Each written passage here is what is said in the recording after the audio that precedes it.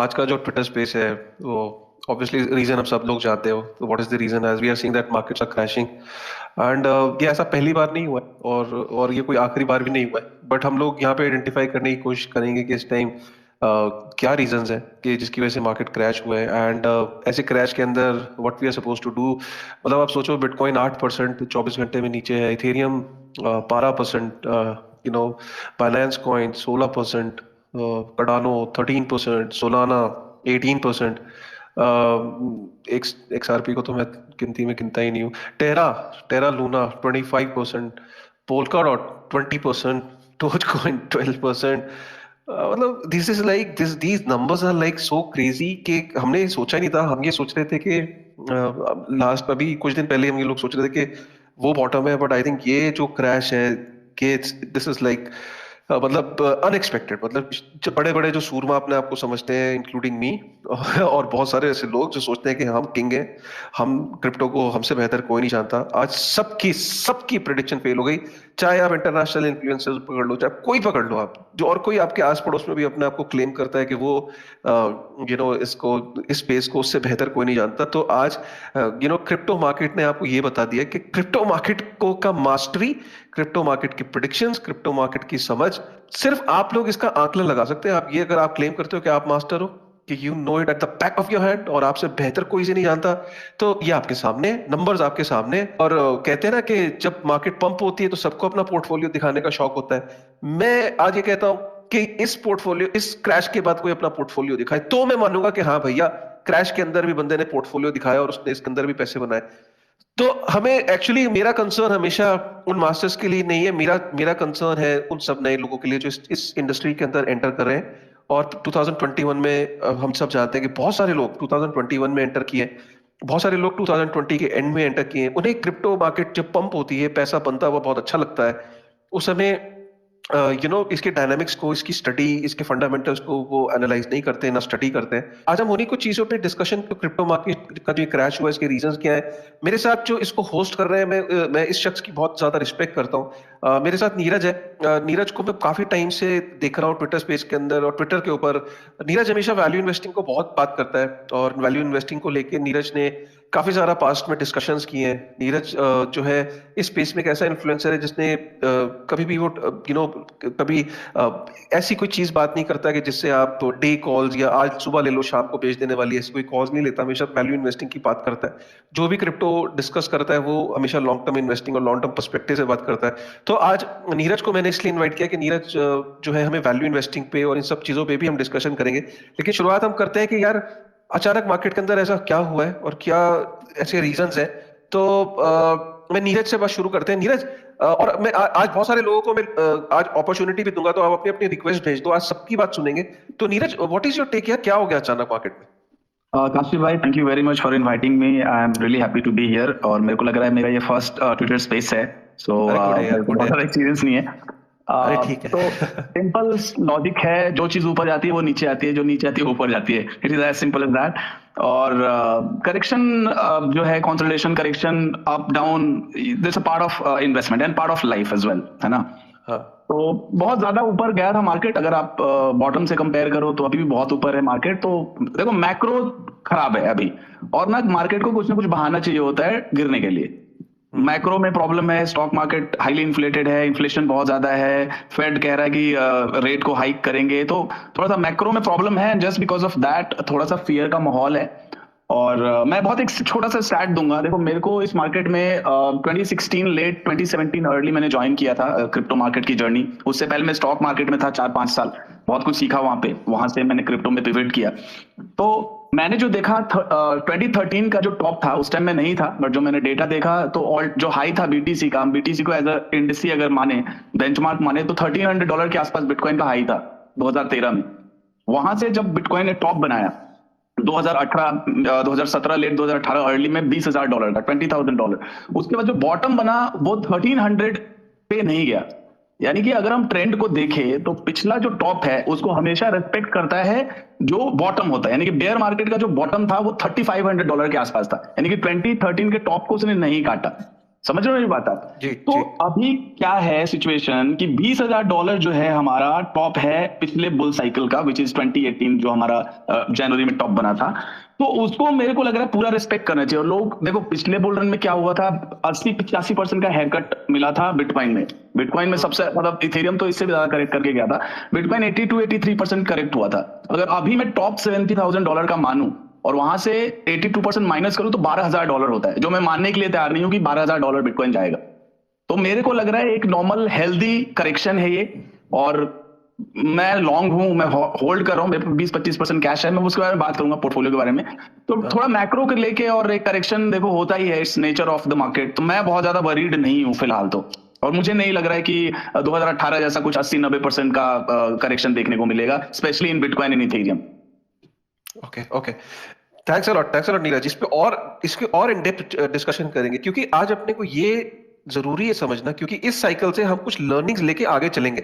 मतलब क्योंकि इस वाले क्रैश से हम आगे इस यहां से कुछ ना कुछ एक पैटर्न बना है, कोई एक पर्टिकुलर चीज है, कुछ ऐसी ऐसी वजहें हमें पता लगेंगी कि ओके इन वजहों से मार्केट डाउन हुई है, ताकि कल को फ्यूचर में आज से 2 साल बाद 3 साल बाद यही लोग जो आज हमें सुन रहे हैं, ये लोग जब मेच्योर होंगे इस इंडस्ट्री के अंदर, वापस से कुछ ऐसे डेवलपमेंट्स फ्यूचर में हो रही होंगी, तो क्रैश से पहले वो अपने आप को आशिफ भाई, मैं एक छोटा सा एग्जांपल हाँ दूंगा। हाँ देखो, हाँ मार्केट को ना बहुत ज्यादा टाइम करने में प्रॉब्लम है।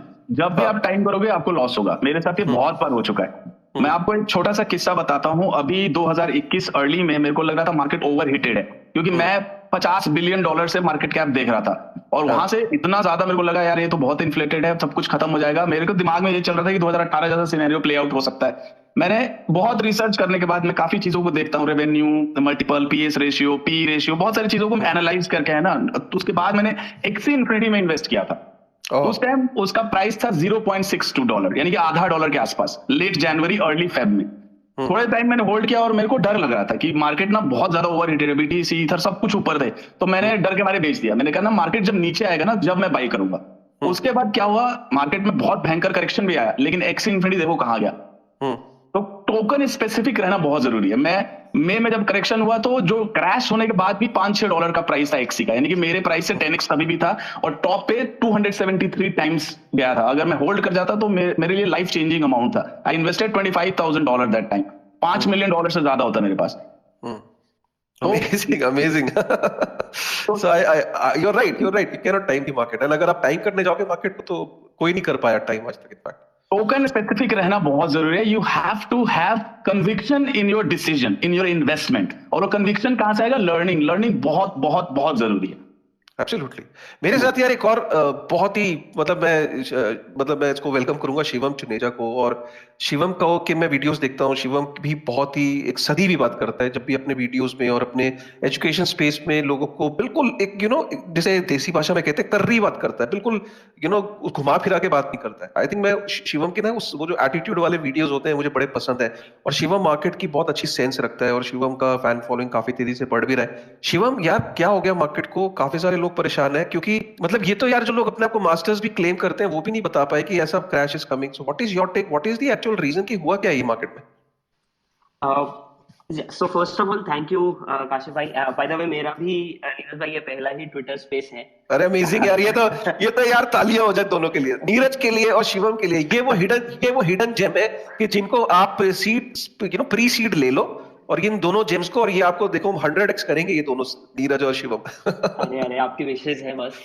But I 100% agree with Neeraj भाई। आई थिंक दो चीजें हैं। एक तो ओवरऑल मैक्रोज ही अगर हम मार्केट के देखें, गिवन फेड का जो रोल रहा है इवन पोस्ट कोविड, आई थिंक बहुत सारा ये जो पूरा का पूरा सिचुएशन क्रिएट हुआ है, this also has to do with जो इन्फ्लेशन एंड जो मनी प्रिंटिंग हुई है।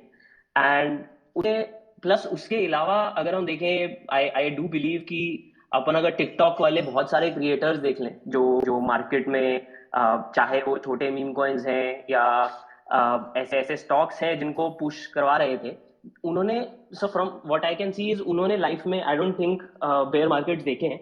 मैं मेरा भी अगर एग्जांपल लूं तो मैं खुद मार्केट्स में वैसे 2014 से हूं।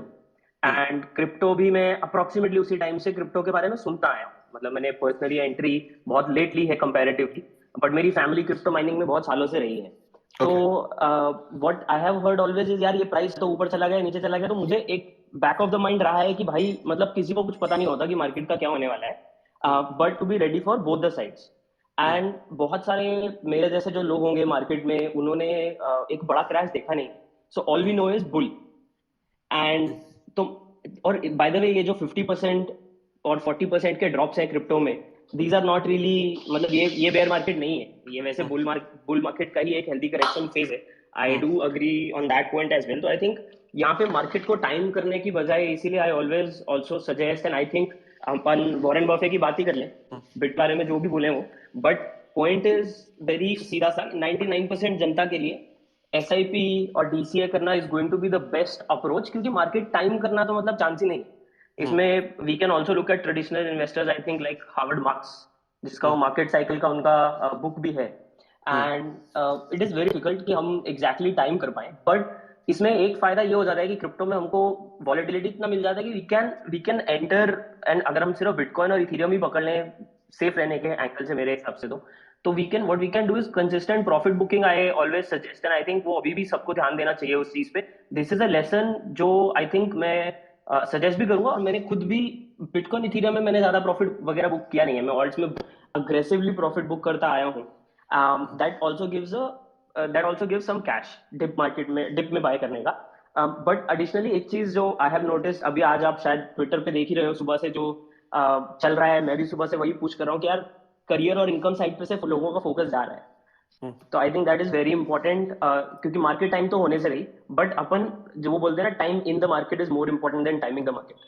तो वो हम अगर मेंटेन करना चाहे तो वो दो ही तरीका है। अपना इनकम अगर कहीं और से आ रहा हो, अपना जॉब है, करियर है, व्हाटएवर दोज इनकम अपॉर्चुनिटीज जो हम जनरेट कर सके, आई बिलीव वो हमें बहुत अग्रेसिवली परस्यू करना चाहिए लाइफ में। एंड विद दैट मनी हम फिर उसको लेके we can invest in the market जहां पे प्रॉफिट अच्छा मिल रहा है। जैसे अभी ये भी कॉइन टू कॉइन अलग हो सकता है। फॉर एग्जाम्पल मैटिक ऐसा कॉइन है जो बहुत ही फंडामेंटली बहुत ही स्ट्रांग है, the team is great, they are trying to do a lot of things, पर एट द सेम टाइम उसका प्राइस एक्शन बहुत ही वियर्ड रहा है।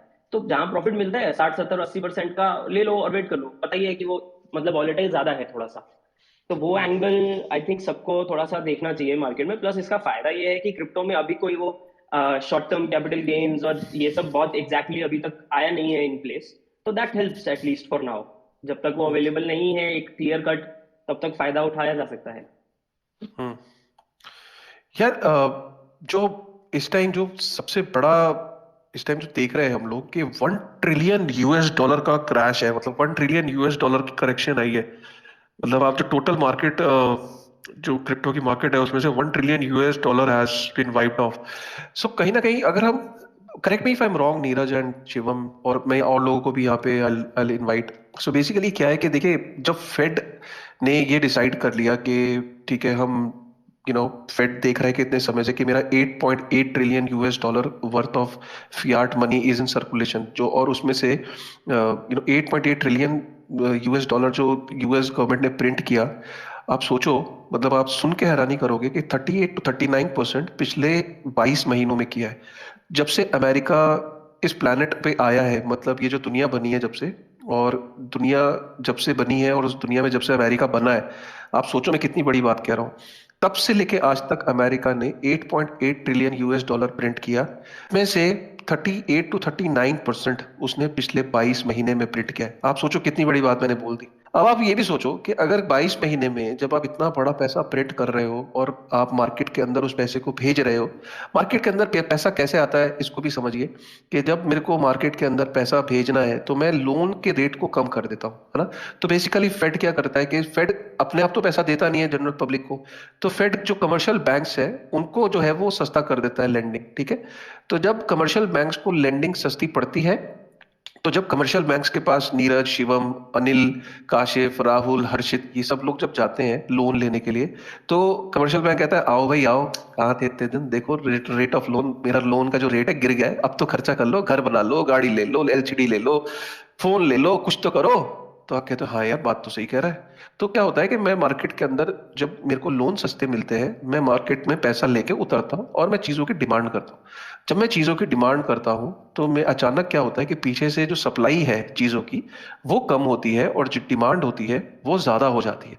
तो जब चीज़ों की डिमांड ज़्यादा है और पीछे से चीज़ों की बनने की सप्लाई कम है, क्या होगा, प्राइस बढ़ती है, चीजों की दाम बढ़ते हैं, तो कमोडिटीज के दाम बढ़ते हैं, मेटल्स के दाम बढ़ते हैं, इन्वेस्टमेंट जैसे आपका गोल्ड है उसका दाम बढ़ता है, आपका स्टॉक्स है, सबसे ज्यादा दाम किसका बढ़ता है पता है, स्टॉक्स का बढ़ता है, क्योंकि मार्केट से लोग लोन ले लेके इक्विटीज में लगा रहे होते हैं, क्योंकि वो कहते हैं यार 6% में मेरे को लोन मिल रहा है और इक्विटी मेरे को 10-12% का रिटर्न दे रही है, मैं तो बल्ले बल्ले हो गई मेरी, है ना।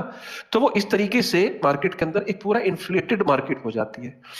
तो ये एक होता है कि जब मार्केट के अंदर आप एक्सेस मनी प्रिंट करते हो, अब फेड को कहीं ना कहीं वो इन्फ्लेशन के नंबर दिखने लगे, क्यों, क्योंकि इन्फ्लेशन में दिख रहा है कि अमेरिका 5.6 5.5% 5.66% 7% इस रेंज में पहुंच गया, 7% है इस टाइम लेटेस्ट जो नंबर है। इनफैक्ट लोग पेपर पे ये कह रहे हैं कि अमेरिका में 20% इन्फ्लेशन है, पेपर पे, क्योंकि जो ये 7% होता है ये नंबर होता है उन कमोडिटीज का जो रोजमर्रा की जिंदगी में अमीर आदमी यूज नहीं कर रहा, वो जो कॉमन मैन यूज कर रहा है। लेकिन अगर हम एजुकेशन की बात करें, यूएस में बहुत महंगी हो गई, हम ट्रैवल की बात करें, घूमने फिरने की बात करें, लेजर की बात करें, ब्रांडेड ब्रांडेड घड़ियों की, जूतों की, शॉपिंग की, ओवरऑल वहां पे जो पेपर पे 22% है, 20% है यूएस के अंदर। गवर्नमेंट पे प्रेशर बन रहा था, फेड के ऊपर प्रेशर बना के भैया ये जो पैसे की सप्लाई है इसे कम करो।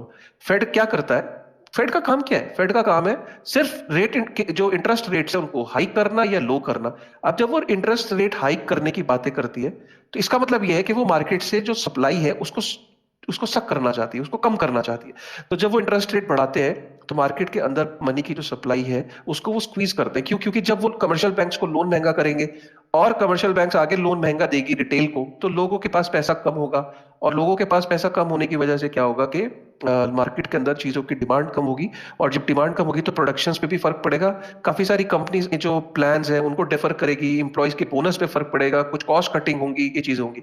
और फेड क्या करता है कि फेड ये करता है कि जब वो इंटरेस्ट रेट हाइक करता है तो कहता है कि कहां तुम मार्केट में इन्वेस्ट कर रहे हो, और मेरे बॉन्ड्स में इन्वेस्ट करो, मैं ज्यादा रिटर्न दूंगा तुम्हें। तो सेविंग का के लिए सेविंग करने से, गवर्नमेंट के बॉन्ड्स लेने से आपको ज्यादा फायदा होता है, और जो आपको स्पेंडिंग का आपको इतना फायदा नहीं होता है। आप कहते हो कि यार और इंस्ट्रूमेंट से निकाल के, स्टॉक मार्केट गिर रही होती है, सब चीजें गिर रही होती हैं, तो वहां से आप पैसा निकाल के गवर्नमेंट के बॉन्ड्स में पैसा लगाना शुरू करते हो कि चलो वहां मुझे वहां रिटर्न, स्टेबल रिटर्न मिल रहा है। ये रोल होता है किसी भी सेंट्रल बैंक का। यही कारण है कि फेड ने बोला है कि 0.25% से 1% तक का रेट हाइक वो करने जा रहा है। 1% का रेट हाइक फेड का बहुत बड़ा माना जाता है, किसी भी सेंट्रल बैंक का 1% का हाइक बहुत बड़ा होता है। और 2022 में ये खबरें आ रही हैं कि 0.25% से वो 1% तक रेट हाइक कर देगा। इसका मतलब क्या है कि मार्केट के अंदर अचानक आपको जो मनी सप्लाई है वो कम होगी, और मैंने आपको बोला कि डिमांड चीजों की कम होगी, तो इसीलिए काफी सारी जो स्टॉक मार्केट पे क्या फर्क पड़ रहा है कि स्टॉक मार्केट पे ये फर्क पड़ रहा है कि कंज्यूमर चीजों की डिमांड कम करेगा, और जब पैसा हाथ में कम होगा, प्लस जो कंपनीज हैं उनको अपने ऑपरेशंस रन करने के लिए भी लोन्स चाहिए होते हैं, वो भी महंगे मिलेंगे। जब लोन महंगे मिलेंगे तो उनके प्रोडक्ट्स और सर्विसेज भी महंगी होंगी, जिसके कारण उनकी सेल्स कम होंगी, सेल्स कम होंगी तो अपने इंप्लॉयज के बोनसेस और उनकी सैलरीज इन सब पे कट लगेगा। ये एक विशियस साइकिल है, ये एक ऐसी साइकिल है जिसको आम जनता के लिए समझना बहुत मुश्किल है, लेकिन क्योंकि इस स्पेस में हम सब लोग हैं तो आज हम इस चीज को समझ लें कि रेट हाइक का फर्क क्या पड़ता है, ताकि आप बार बार ये सोचते हो कि फेड जो है कि रेट ऑफ इंटरेस्ट से क्या फर्क पड़ रहा है, क्या फर्क पड़ रहा है, एक्चुअली में ये फर्क पड़ रहा है। अब आप ये कह सकते हो कि यार क्रिप्टो तो Right guys, let me just quickly see, Kashif भाई लगता है डिस्कनेक्ट हो गए हैं। Just one Shivam, I have joined back. So, right, welcome right. या So that is what I wanted to tell people about the market के जो Fed के जो interest rates होते हैं उनका क्या रोल रहता है और क्या सिचुएशन बनती है। तो शिवम, मेरा ये थॉट था, do you want to add to this thought what I'm saying? No no 100% I think I agree यहाँ पे। मतलब जो आई थिंक बहुत ही बेसिक सा वो कॉन्सेप्ट है इकोनॉमिक्स में, M1 M2 money supply. And वहां पे एक इम्पॉर्टेंट चीज ये है कि ये सब में यूएस में जो हो रहा है ना, वो तो एक चीज है, हम लोगों के शायद इंपोर्ट्स उस हिसाब से उतने ना हो, बट इसका कहीं ना कहीं इन्फ्लेशन का जो इफेक्ट है, जो इफेक्टिव इन्फ्लेशन जो हम कॉमन मैन बात कर रहे हो, अब वो हमें धीरे धीरे देखने को मिलेगा। अभी हिंदुस्तान यूनिलीवर ने for example recently price hike की बात की है, राइट। एंड वो सब ब्रांड्स बाय द वे धीरे धीरे, पेट्रोल का प्राइस इज वन एग्जांपल जिसको हम बहुत बार बोलते थे, अरे महंगाई बढ़ गई, पेट्रोल बढ़ गया। So that's the point. And यहाँ पे अभी धीरे धीरे रेट हाइक्स तो हमको देखने को मिल ही जाएंगे इंडिया में भी। इवन एफएमसीजी सेक्टर से तो स्टार्ट हो ही गया है। तो ये पूरा का पूरा जो सिचुएशन है वो थोड़ा जो डिस्पोजेबल इनकम वाला फैक्टर आ जाता है लोगों का, वो कम करेगा। वो यहाँ पे हमें मार्केट्स में थोड़ा पुल बैक तो देखने को मिलेगा ही। बट मेरा एक्चुअली आपको एक और क्वेश्चन था जो कि ऐसा है कि ये सब में एक है रिटेल वाला आदमी, मैं हूँ, आप हो, दूसरा है बड़े बड़े इंस्टीट्यूशंस। ये दोनों का स्ट्रैटेजी बहुत ही यूजुअली अलग रहता है। जब रिटेल वाला बंदा मार्केट में जाता है वो बोलता है पैसा बनाना है। जब जब ये इंस्टीट्यूशंस मार्केट में जाते हैं, उनका first aim is not ROI as in return on investment, they look for return of investment. मतलब इन्फ्लेशन बीट हो जाए अपना, तो अपना जो भी $1 बिलियन है, $2 बिलियन है, वो उसका परचेजिंग पावर उतना ही रह जाए जितना उसका आज है।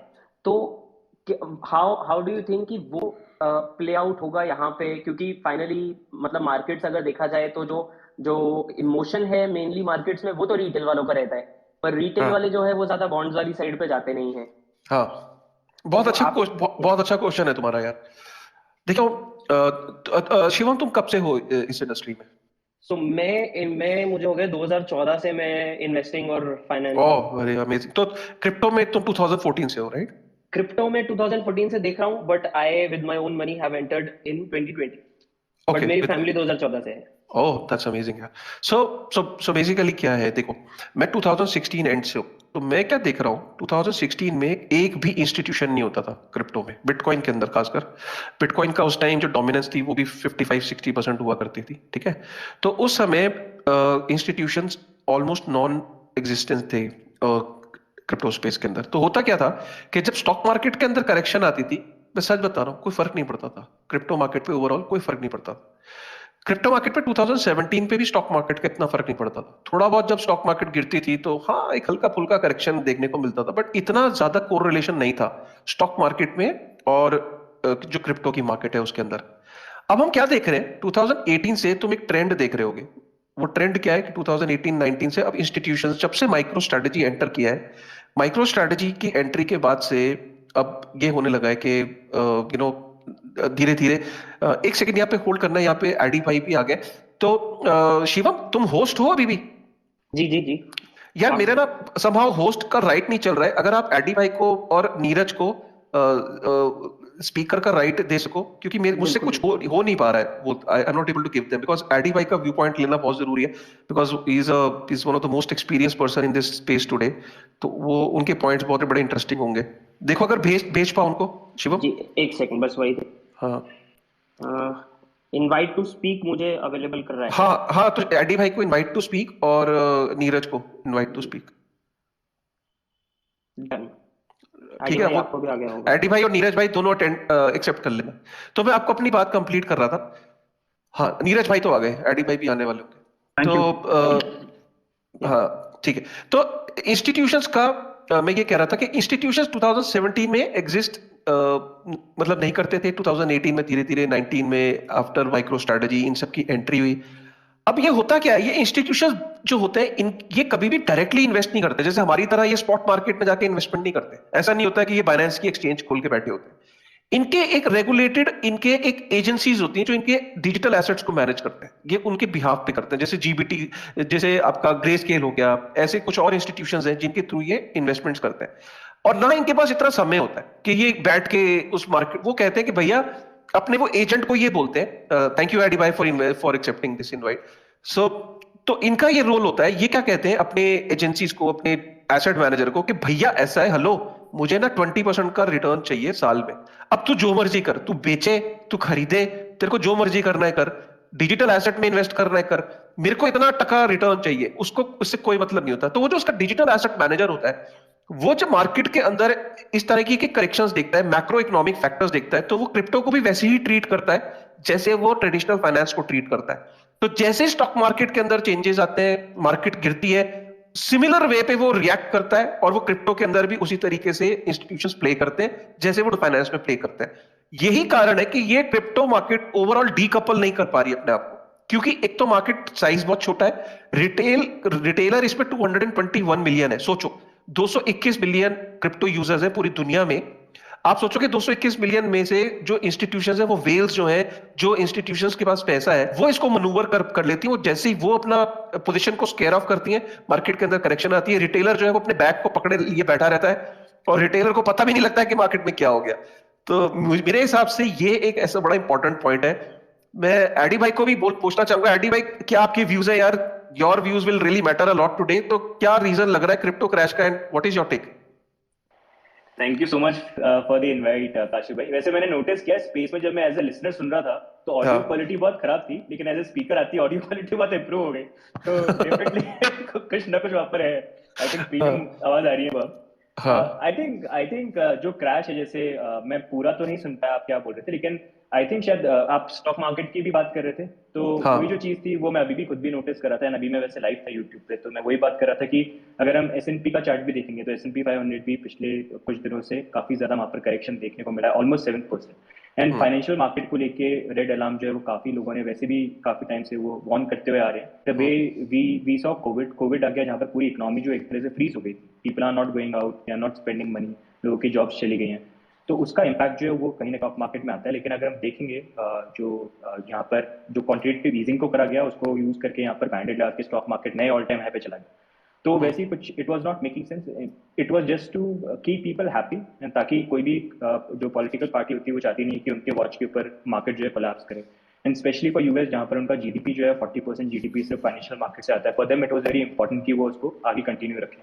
अब आई थिंक हर एक चीज की एक लिमिटेशन होती है, वही जो चीज है वो यहाँ पर कई बार रन आउट हो रहा है। स्टेटमेंट देखिए जहाँ पर वो बोल रहे थे कि इन्फ्लेशन मतलब it's not going to happen, it's not going to happen, मतलब बहुत हमने फनी वीडियोस भी देखे बहुत सीनियर लोगों के, लेकिन now it is happening where they are saying कि हाँ inflation is going to say it's not going to go away. तो वो ऑब्वियस है, अगर आप मनी प्रिंट करते हो तो मनी जब जब तक सर्कुलेशन में नहीं आता है पब्लिक के बीच में तब तक उसका इम्पैक्ट नहीं दिखता, लेकिन इवेंचुअली जब आता है तब वो इम्पैक्ट आता है, and everybody can see that now.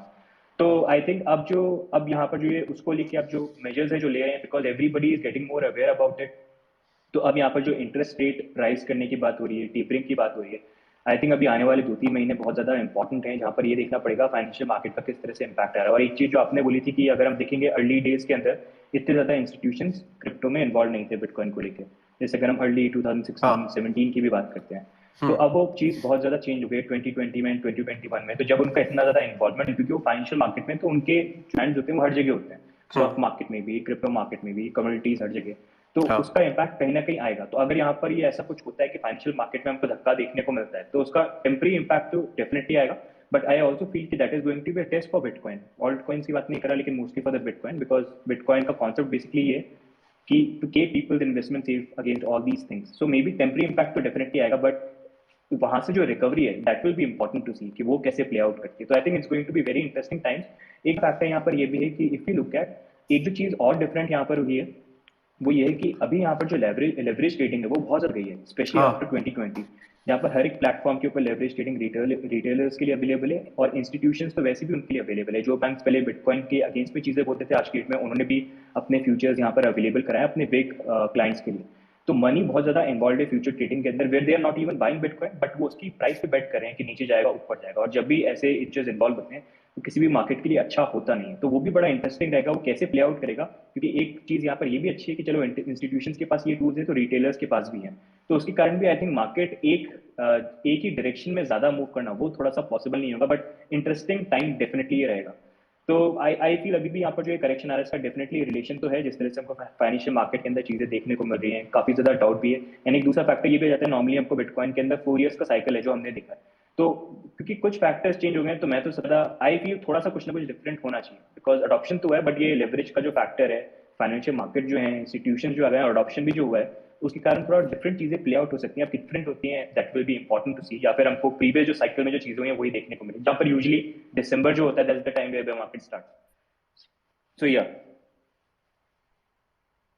Very valid points AD भाई, बहुत ही इंपॉर्टेंट पॉइंट्स है यार। मैं सीरियसली ये पॉइंट मुझे बड़ा इंपॉर्टेंट लगा कि जो मार्केट्स के अंदर जो इंस्टीट्यूशंस आ रहे हैं उनके हाथ सब जगह है। पहले ये इंस्टीट्यूशंस नहीं होते थे, और एडी भाई ने उस बात को आगे बढ़ाया ये कह के कि इंस्टीट्यूशंस अब एंटर कर रहे हैं, और इंस्टीट्यूशंस के हाथ सब जगह होते हैं, कमोडिटीज में, बॉन्ड्स के अंदर, स्टॉक्स के अंदर, क्रिप्टो के अंदर। और वो जिस तरीके से बिहेव करते हैं उसका डेफिनेटली इम्पैक्ट यहाँ पे पड़ता है क्रिप्टो के अंदर। जिस तरीके से वो ट्रेडिशनल मार्केट्स को मैक्रो एनवायरनमेंट में वो अपनी स्ट्रैटेजीज को प्ले करते हैं, उसी हिसाब से वो क्रिप्टो के अंदर भी प्ले कर रहे हैं। और जो फ्यूचर्स के जो प्रोडक्ट्स बन रहे हैं, जो फ्यूचर्स ETF है, और फ्यूचर्स के ऊपर जो और मार्केट्स के अंदर और कंट्रीज के अंदर फ्यूचर के ऊपर जो प्रोडक्ट्स बन रहे हैं, ये सारी चीजें जो है ये भी हाई लीवरेज, ये सारी चीजें भी इम्पैक्ट करती हैं।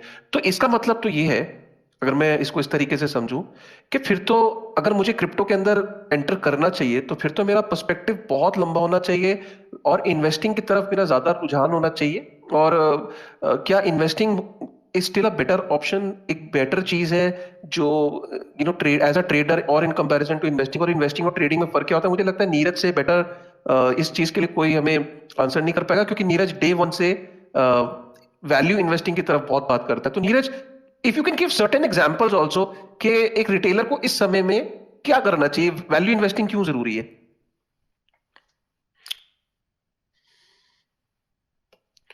नीरज शायद डिस्कनेक्ट हो गया। Eddie, will you like to speak something about value investing? Sure, definitely. I think so crypto के अंदर it's simple. Usually होता है कि we have seen this cycle wherein whenever जब भी market dump करता है तो थोड़ा सा market के अंदर panic create होता है, लेकिन जो एक चीज आपको realize करनी है और देखनी है वो है broader picture. एक अच्छी चीज जो बहुत हुई है वो जो 2017-18 में नहीं थी, अब लेवल का अडॉप्शन आपको देखने को मिल रहा है। मतलब they are big tech companies जो वर्क कर रही हैं कि मेटावर्स पे वर्क कर रही हैं, वेब 3.2 के ऊपर वर्क कर रही हैं, बिटकॉइन के प्रोडक्ट्स लेके आ रहे हैं। मतलब हर कोई, हम उस स्टेज पे जा रहे हैं अब जो टेक्नोलॉजी में नेक्स्ट एवोल्यूशन होने वाला है ना, उसके ऊपर हम वर्क कर रहे हैं। जैसे हम पहले पेपर से और बुक्स और इन सबको जो रीड करते थे वहां से हम स्क्रीन से सामने मूव हो गए, तो वही अब एवोल्यूशन यहाँ पर हो रहा है जो आने वाले टाइम पे यहाँ पर नॉर्मल हो जाएगा। ये चीज 2017-18 में कहीं पर भी नहीं थी, 13-14 में तो बिल्कुल भी नहीं थी, वो चीज अब यहाँ पर चेंज हो गई है। तो अगर आप इन्वेस्टमेंट भी करते हो, मैं बहुत ऑनेस्ट आपको ओपिनियन देता हूँ, एंड आई थिंक मोस्टली जो लोग हैं जो क्रिप्टो में बहुत टाइम से वो उस चीज़ के साथ अग्री करेंगे। अगर आप क्रिप्टो में ये सोच के आओ कि आप बहुत जल्दी मनी अर्न कर लोगे, that's not going to happen honestly, because मेरे साथ भी ये नहीं हुआ था। जब मैं क्रिप्टो में आया था तो मैंने भी जब बाय किया था, मैंने भी ज़्यादातर लोगों की तरह I was like let's buy it, ये बहुत अच्छी चीज़ है, मतलब इसमें ग्रोथ हमको देखने को मिल रही है। मैंने बाय किया और उसके जस्ट बाद वो 30% ड्रॉप नीचे कर लिया। बट मैंने इन्वेस्टमेंट इस तरह से किया था कि आई वाज लाइक ओके कि कल को कुछ होता है, मेरे फंड है कि जो मैंने इन्वेस्टमेंट परस्पेक्टिव से किया। एक्चुअल जो मेरे को रिटर्न मिले थे जब मैंने यहाँ पर जो बिटकॉइन के साइकिल्स हैं उनको पूरा पास किया। जहाँ पर 2017 का साइकिल अच्छा था, लेकिन I held on to it. मेरा मोटिव ये था कि I had a long term perspective कि बिटकॉइन को मेरे को फोकस ये करना है कि बिटकॉइन की वैल्यू क्या है, वो उससे मेरे को फर्क नहीं पड़ता। मेरे को फोकस ये करना है कि मेरे पास बिटकॉइन कितने। तो मैंने उसको अक्यूमुलेट करना चालू किया, जितना फिएट था उससे मैंने बाय करना चालू किया। जब मेरे पास फिएट खत्म हो गया तो मैंने ट्रेडिंग को यूज करना चालू किया, तो मैं ट्रेड करके अपने बिटकॉइन बढ़ाता था। मेरे को ये है कि मेरा अपना पर्सपेक्टिव रहे, जहाँ पर मेरा अभी जो नेक्स्ट साइकिल था, ये वाला साइकिल था, वो था जहाँ पर थोड़ा बहुत मैंने अपना जो बुकिंग था वो किया, लेकिन मोस्टली मेजॉरिटी चंक जो अभी मैं होल्ड कर रहा हूँ, जो और लंबे टाइम तक मैं यहाँ पर नेक्स्ट कुछ साइकिल तक यहाँ पर होल्ड करूंगा। तो अगर आपको भी इन्वेस्टमेंट करना है तो आप इसी पर्सपेक्टिव से देखिए, क्योंकि अगर आप ये सोच रहे हैं जल्दी आके इन्वेस्टमेंट करके पैसा बना पाएंगे, that's not going to happen. मेरे ख्याल से एक दो लोगों ने कर लिया होगा, ज्यादातर लोग यहाँ पर नहीं कर पाते। एंड वहाँ पर भी अगर आप इन्वेस्टमेंट करते हैं, बेस्ट स्ट्रैटेजी है। मैंने जो इन्वेस्टमेंट किया तब मैंने तो इतना कोई प्रॉपर प्लानिंग नहीं करी थी, मैं तो कहता कि आई बाय लाइक थग लाइफ, अभी जाके सीधे बाय किया अपन ने, ये मार्केट बाय करते हैं अपन तो लेकिन that was not the right strategy. लेकिन बेस्ट जो स्ट्रैटेजी आज के डेट में वो ये है कि आप डॉलर कॉस्ट या रुपी कॉस्ट एवरेज करो, जहाँ पर हर महीने आप वेट करो एटलीस्ट 20-30-40% का करेक्शन बिटकॉइन की प्राइस में देखने को मिले, विच इज लाइक नॉर्मल। आपको हमेशा वो देखने को मिल जाएगा हर महीने के अंदर। वहां पर आप थोड़ा सा जो है अपना बाय कर सकते हो, उससे बेटर स्ट्रैटेजी आपको बिटकॉइन के अंदर इन्वेस्टमेंट के लिए मिलेगी। And have a perspective minimum 3 to 4 years, वो इतना तो आपको रखना पड़ेगा। या एब्सोल्युटली। इनफैक्ट काफी सारे लोग क्रिप्टो के अंदर ये सोच के एंटर करते हैं कि एवरीबडी इज मेकिंग मनी तो I should also make the money, why I am missing the bus. But उनको ये समझना चाहिए कि crypto is still very new. और जब हम सब लोग जो पुराने लोग हैं वो हमेशा जब ये हॉडलिंग की बात करते हैं तो हम ये नहीं कहते हैं कि आपको डोज कॉइन हॉडल करना है। आप समझो बात को। हम लोग जब हम हॉडल की बात करते हैं, हम हॉडल, आप हॉडलिंग का भी मतलब समझिए। हॉडल की जब हम बात करते हैं तो हम हॉडलिंग का मतलब कह रहे हैं कि आप सिर्फ बिटकॉइन के अंदर आप हॉडल करिए या इथेरियम के अंदर आप हॉडल कर सकते हैं, या कुछ वैल्यूड जो बिटकॉइन है, ऑल्ट कॉइन्स हैं, उनके अंदर। हॉडलिंग का मतलब ये नहीं है कि आप कुछ भी उठा के हॉडल कर लो, बिकॉज अगर आप कुछ भी उठा के हॉडल करोगे तो आप अल्टीमेटली आप नुकसान में जाओगे। देखिए, बहुत सारे लोग ऐसे हैं कि ये सोचते हैं सर आपने तो ये बोला था हॉडल करने को, मैं तो हॉडल करके बैठा हुआ था। अरे आप ये तो समझिए कि आप हॉडल करके क्या बैठे हो, दैट इज वेरी इंपॉर्टेंट। इसीलिए अभी आप, कई लोग सोचते हैं कि सर बिटकॉइन तो स्लो मूव करता है, बहुत स्लो है, बिटकॉइन तो इंटरेस्टिंग ही नहीं है, बोरिंग है, बिटकॉइन बुड्ढा हो चुका है, बिटकॉइन के अंदर एनर्जी नहीं है, बिटकॉइन तो सर आप पुराने ख्यालातों के लोग हो। आपको पता है बिटकॉइन का असली जो महत्व है, उसकी इंपॉर्टेंस ऐसे सिनेरियो में बहुत रियलाइज होती है। आप समझो मार्केट क्रैश के अंदर भी एक बिटकॉइन ही है ना, एक बिटकॉइन कोई आधा बिटकॉइन तो नहीं हुआ ना। और अगर आप देखो ओवरऑल मार्केट जो हुई है उसके अंदर जो बिटकॉइन का जो ड्रॉप होगा, ठीक है, वो आप उसको कंपेयर करो, और जो स्मॉल कैप्स के अंदर जो ड्रॉप हुआ है आप उसको कंपेयर करो। अब आप ये भी कह सकते हो कि सर हो सकता है ऑलमोस्ट बराबर है, सर बिटकॉइन भी इतना परसेंट गिरा है, स्मॉल कैप भी इतना परसेंट गिरा है। लेकिन आपको मैं आज बता रहा हूं, जब भी मार्केट के अंदर रिकवरीज आएंगी, जब भी मार्केट के अंदर दोबारा से एक रिकवरी मोड में मार्केट आएगी, आप हमेशा देखोगे कि जो किंग है उसको लीड करते हुए देखोगे फ्रंट पे, और उसके बाद जो है ओवरऑल मार्केट के अंदर करेक्शन आएंगे।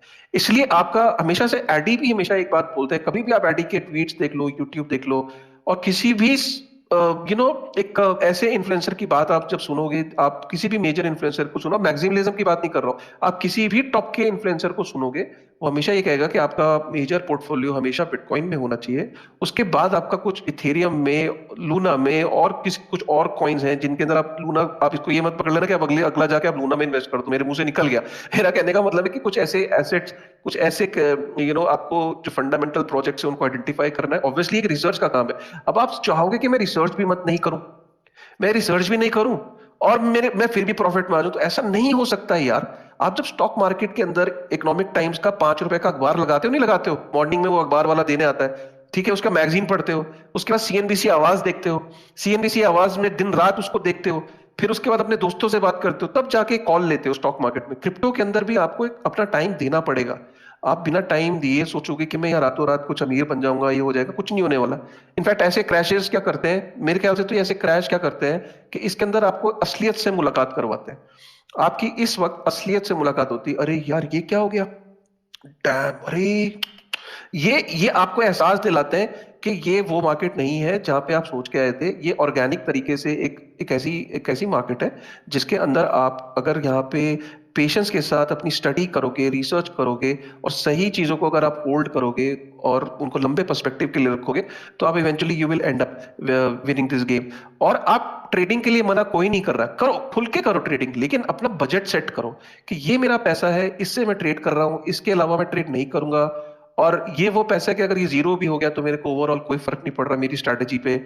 तो मैं, लेकिन अगर 100 रुपए है तो 100 रुपए से अगर ट्रेड करूंगा और फिर मैं सोचूंगा मेरे 100 रुपए 10 रुपए रह गए, 5 रुपए रह गए, तो उसकी जिम्मेदारी आपकी है।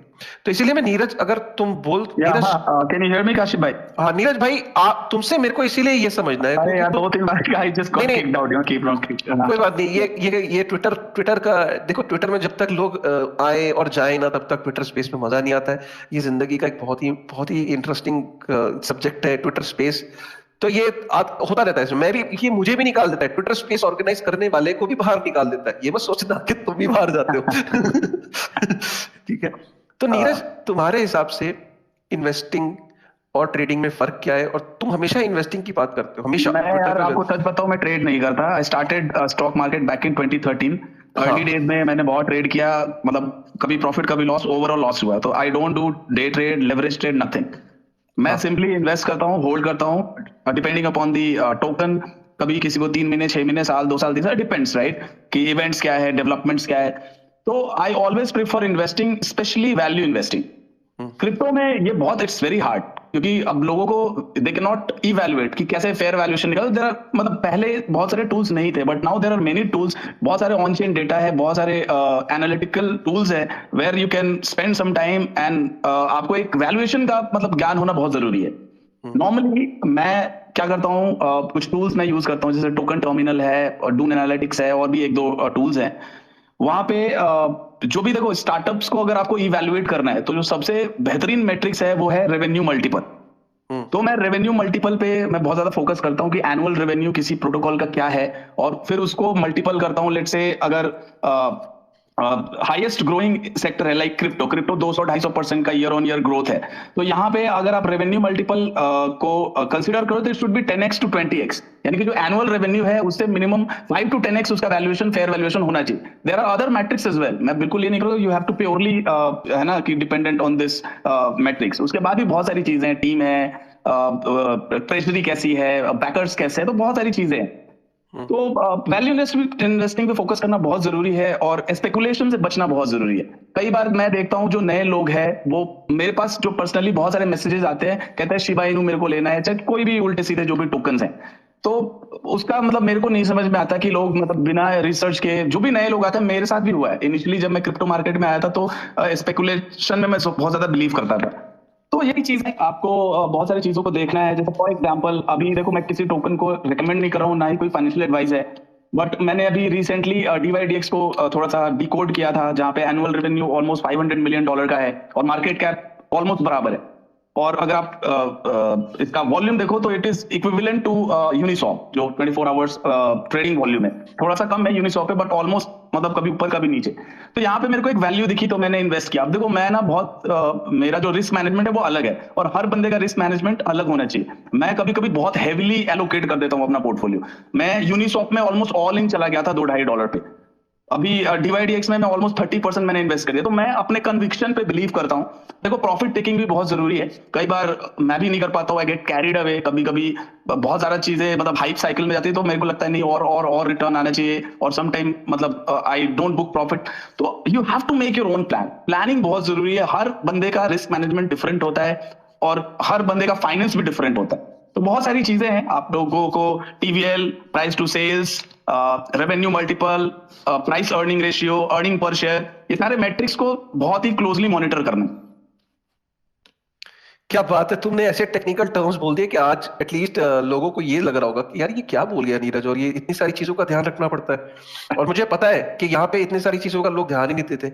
एडी का एडी लेकिन काशिफ भाई एक और मैं ऐड करना चाहूंगा इसके बाद भी, you have to control on your emotions. हाँ, इमोशन कई बार क्या होता है, मैं बिल्कुल सही हूं, मेरे को पता है, मैंने बहुत कुछ अच्छा किया, मैंने फंडामेंटली बहुत रिसर्च किया है, बट मार्केट ना मैनिपुलेट योर माइंड।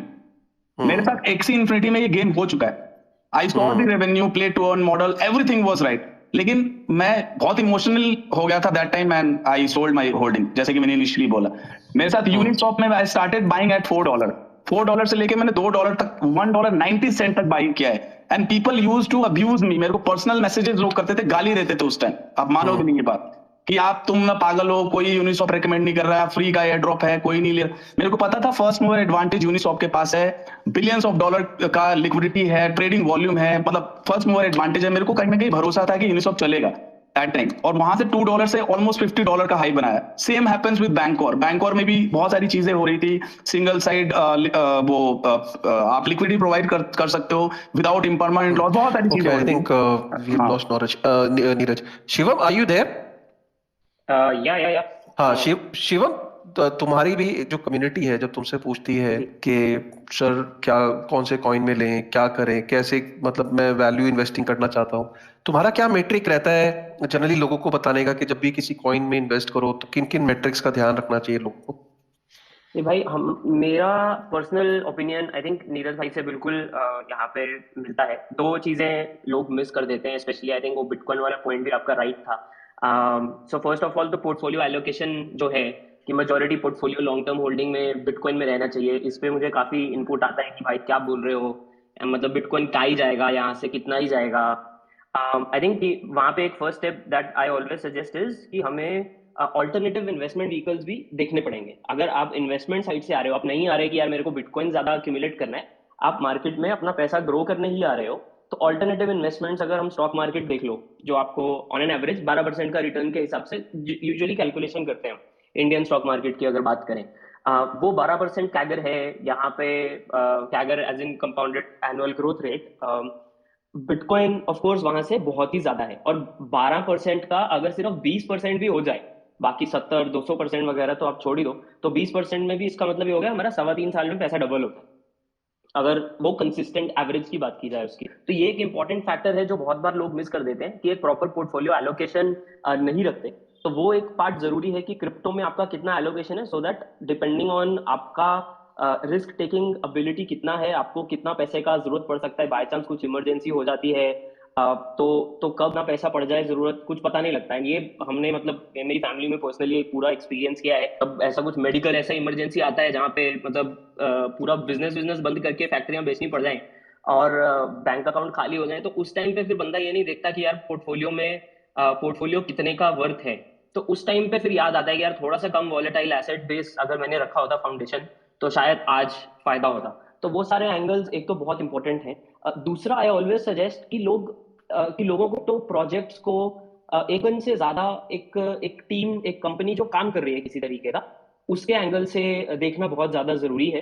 ये कितना जाएगा is not a metric by something, जहाँ पे हमें मेनली आई डू बिलीव हमें देखना चाहिए कि ये जो टीम है वो करके रही है, किस तरह का वैल्यू प्रोवाइड करने की कोशिश कर रही है। And value very simply in my opinion can also be entertainment, क्योंकि एंटरटेनमेंट भी एक बहुत बड़ा वैल्यू प्रोविजन है उन लोगों को जिन लोगों को लाइफ में थोड़ा सा एंटरटेनमेंट का शायद जरूरत हो, राइट। तो वो वाले एंगल का वैल्यू प्रोवाइड करने की कोशिश कर रही है वो टीम।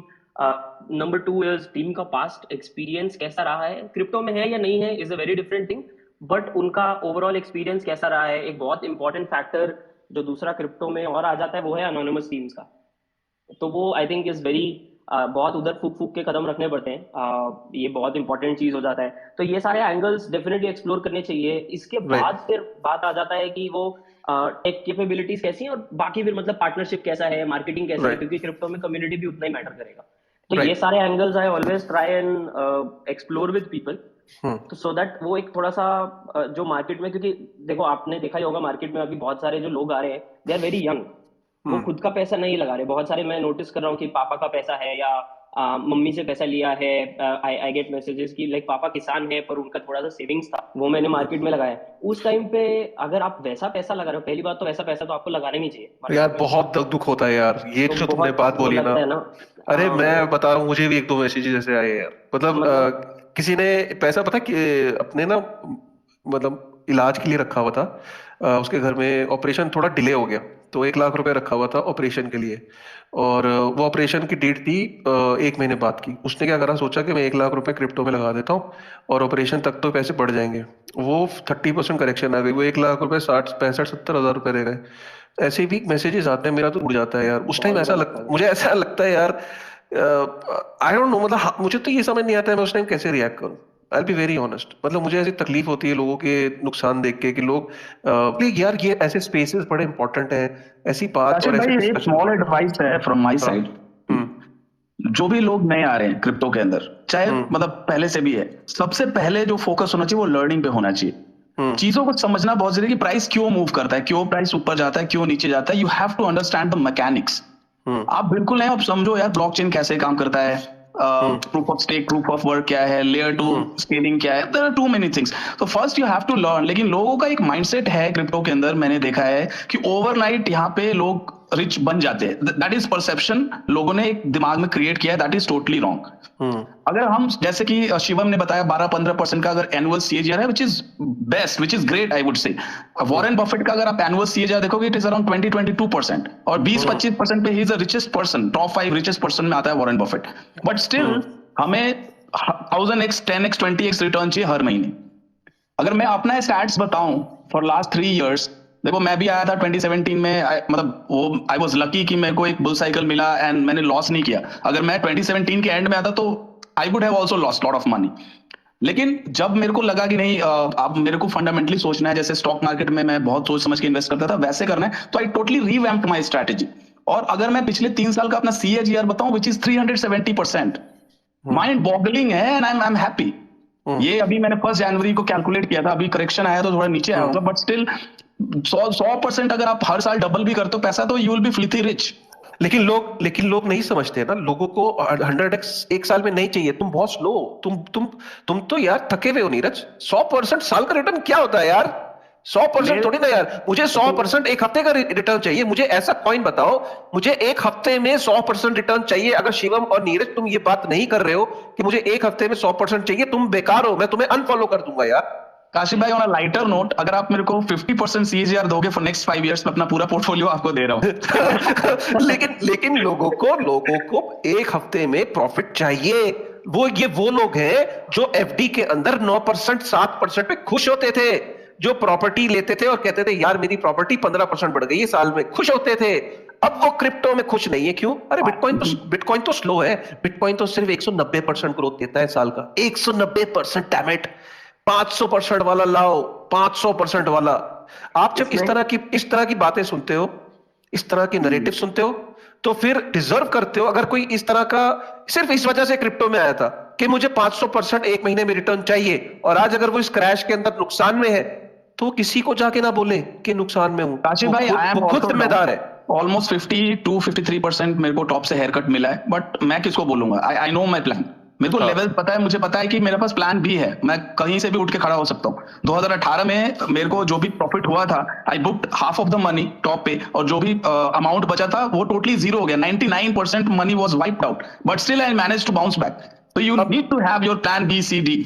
अब मेरा क्वेश्चन है, आरडी बहुत अच्छा आंसर देगा इसका, मुझे पता है। आरडी भाई, अब बहुत सारे लोग ये सोच सुन रहे हैं, तो वो ये कहते होंगे कि सर बहुत सारे लोग कहते हैं buy the dip, buy the dip. अब कई लोगों को ये समझ में नहीं आता कि कब तक डिप में बाय करें, मतलब मतलब एक तो उनको ये समझ नहीं आता है कि दो चीजों का क्वेश्चन है मेरा तुमसे, कि कब तक वो डिप में बाय करें, और दूसरा क्वेश्चन इंपॉर्टेंट ये है कि कब तक होल्ड करके रखूं सर। या मेरे पास कुछ ऐसे कॉइन्स हैं जिनको मैं होल्ड तो किया हूं सर, बट वो नीचे ही जाए जा रहे, नीचे ही जाए जा रहे, तो मैं क्या करूं ऐसी सिचुएशन में? थैंक यू काशिफ भाई। I think Neeraj and Shivam ने काफी अच्छे इनपुट दिए, आपने भी हाँ काफी अच्छे इनपुट्स दिए, thank you so much. And I think थोड़ा सा ये मार्केट में I think it is disappointing to see, obviously market में जब बुल साइकिल आता है तो ये क्या पहली बार नहीं हो रहा है, इट हैपेंस एवरी टाइम कि मार्केट में जब लोग फॉर द फर्स्ट टाइम आते हैं वो इस चीज से बहुत ज्यादा ड्रिवन होते हैं कि वो कि वो भी इस मार्केट के अंदर पैसा बना पाए। इनफैक्ट जब फर्स्ट टाइम मैंने भी, या आई थिंक ज्यादातर जो लोग हैं जो क्रिप्टो के अंदर आते हैं वो मोस्टली इसलिए आते हैं because they see the returns. लेकिन आई थिंक एक वो साइकिल बनता है जहां पर आप चोट खाते हो और चोट खा के आप सीखते हो, जब तक अनलेस एंड अनटिल आपको मार्केट को कैसे रीड करना है, कैसे करना है, उसका एक्सपीरियंस नहीं है। एंड वो एक ट्यूएशन फी है जो लोग यहाँ पर गलतियां करके करते हैं। एंड आई थिंक अभी भी जो लोग मार्केट में हैं, क्योंकि मार्केट जब बुलिश होता है तो वहां पर क्या होता है, एवरी प्रिडिक्शन गोज राइट, क्योंकि हर कोई तब लगता है कि दे आर लाइक स्मार्ट, कोई भी बोलेगा कॉइन ऊपर जाएगा, इट हैपेंस। लेकिन इंपॉर्टेंट ये रहता है कि जब एक्चुअल में मार्केट का डाउनटर्न आता है और बेयरिश मार्केट चालू होता है तो वहां पर आप क्या पोर्टफोलियो को सेव कर पाते हो कि नहीं कर पाते हो, और वहां पर आपके वो टैक्टिक्स काम आते हैं जहां पर आप रिस्क मैनेजमेंट, स्टॉप लॉस, अपना पूरा पोर्टफोलियो मैनेजमेंट किस तरह से करते हो। तो ये एक ऐसी चीज है जो आपको कभी भी 100x वाले या फिर रातों रात करोड़पति बनाने वाले कॉइन नहीं सिखाएंगे, ये आपको एजुकेशनल वीडियो सिखाएंगे जिसके लिए आपको खुद मेहनत करनी पड़ेगी, बहुत सारा एजुकेशनल कंटेंट है।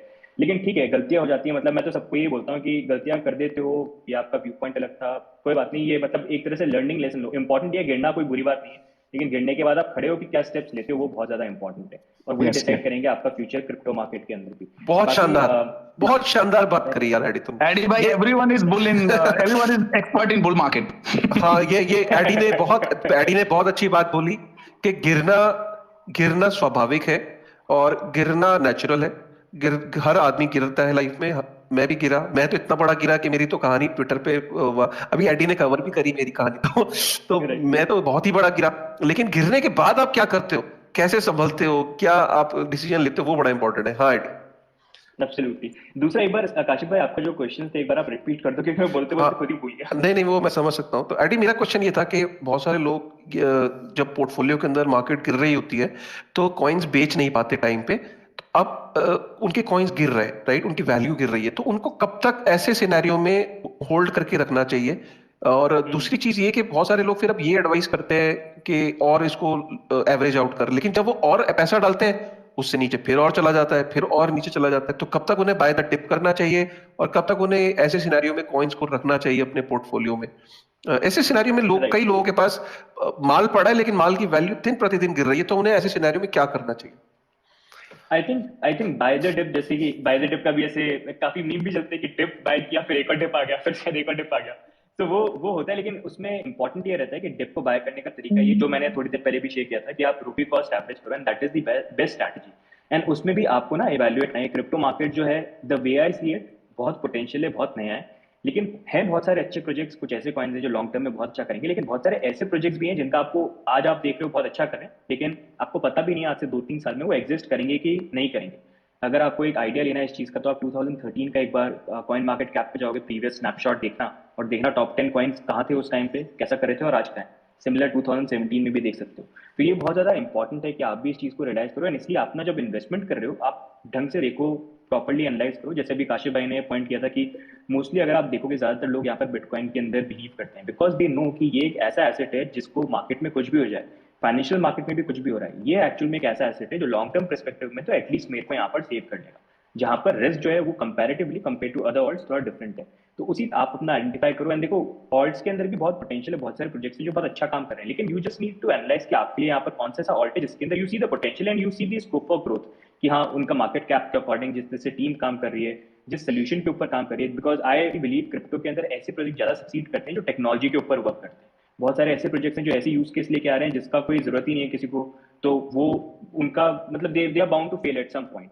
तो वही आपको चीज आइडेंटिफाई करनी है। जब आप अगर बाय भी करते हो तो बाय आप इस तरह से मत करो कि एक ही बार में आपने बाय कर लिया। अगर आप लॉन्ग टर्म परस्पेक्टिव से कर रहे हो तो बेस्ट इज आप डॉलर कॉस्ट एवरेज करो। एंड बाय द डिप का मतलब ये होता है कि if you are waiting for the dollar cost average वाली अपॉर्चुनिटी कि यार मेरे को इस महीने में बिटकॉइन खरीदना है, मेरे को एवरेज करना है, तो when there is blood on the street everybody shocking कि हाय मैं मर गया, Bitcoin is going to zero, पता लोग, and it's over, that's the right time to buy. तो आपने वो बाय कर लिया, then you wait for the next month, and next month में जब सिमिलर सिचुएशन होगी, जो होती है बिटकॉइन में, इट्स लाइक वेरी नॉर्मल, बहुत नॉर्मल है, तब होगा तब आप करो। तो that is the correct way to buy.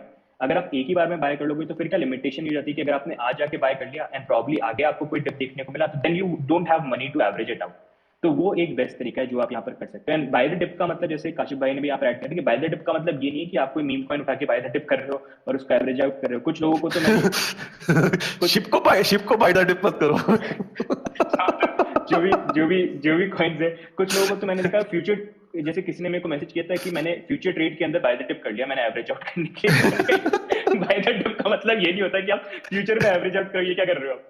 तो आई थिंक बहुत सारे लोगों को इन्फॉर्मेशन थी कि कोई बात नहीं, नया मार्केट होता है तो वेट टाइम धीरे-धीरे लोग से, तो आई थिंक वो है। एंड इसमें भी बिटकॉइन, इथेरियम, जैसे ये आप देख सकते हो, थोड़ा सा मैं तो अलग अलग थोड़े से ना सेग्रीगेट अलग कर लेता हूँ। जैसे एक्सचेंज का टोकन देख लो जिसमें बीएनबी हो गया, उसके बाद अभी जो ये सेकंड सॉल्यूशंस आ रहे हैं इथेरियम के कॉम्पिटिटर्स, उसमें से कुछ कॉइन्स आप देख सकते हो, ऑरेकल्स में देख लो, आप प्ले टू अर्न गेम्स में देख लो, तो ऐसे पिक कर सकते हो और उसके अकॉर्डिंग अपना अक्यूमुलेट करो। लेकिन मैं तो हमेशा ये बोलता हूँ, कोई भी चीज बाय करो ना, मैं उसको इस पर्सपेक्टिव से देखता हूँ कि ये तो नीचे गिरेगा, and then I do my TA, then I take out my fundamentals, और मैं देखता हूँ वर्स्ट के सिनेरियो में ये कहाँ तक गिर सकता है, अगर कल को बेयर मार्केट आ जाए कहाँ तक गिर सकता है, and then I position my areas कि यार ये एरियाज हो सकते हैं शायद यहाँ पर आ जाए।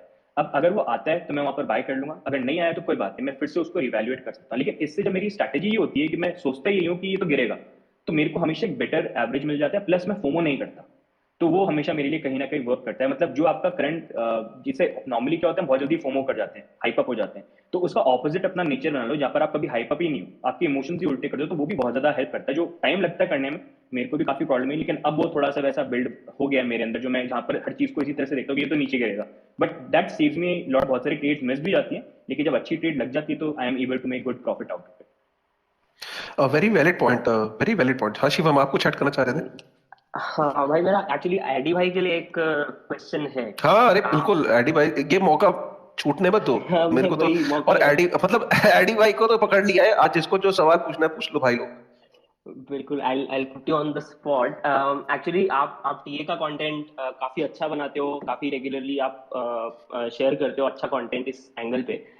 मेरा एक्चुअली एक क्वेश्चन ऐसा है, लाइक बहुत सारे लोगों का ना ऐसा क्वेश्चन आता है कि यार मेरा टीए करके या ट्रेडिंग से मुझे 30-40 हजार रुपए per month I am earning right now, तो क्या मैं कॉलेज छोड़ दूं और क्रिप्टो ट्रेडिंग फुल टाइम कर लूं?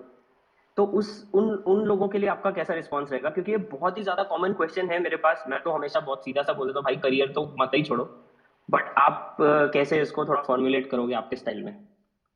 हाँ, मतलब एब्सोल्युटली नॉट। मतलब अगर आप ट्रेडिंग में अच्छा कर रहे हो तो उसमें कभी भी ये मत सोचना कि आप जो अपना जॉब है उसको आप छोड़ो, बिकॉज ट्रेडिंग अगर अभी अच्छी चल रही है दैट इज गुड, लेकिन मतलब आपका पोर्टफोलियो या तो ऐसा होना चाहिए वेयर यू नो कि मेरा पैसा बिल्ड हो गया, मैंने उसको इस तरह से डिवाइड कर लिया है कि मैं आने वाले इतने सालों तक भी कुछ भी मेरी ट्रेड्स गलत हो जाए तो I am safe.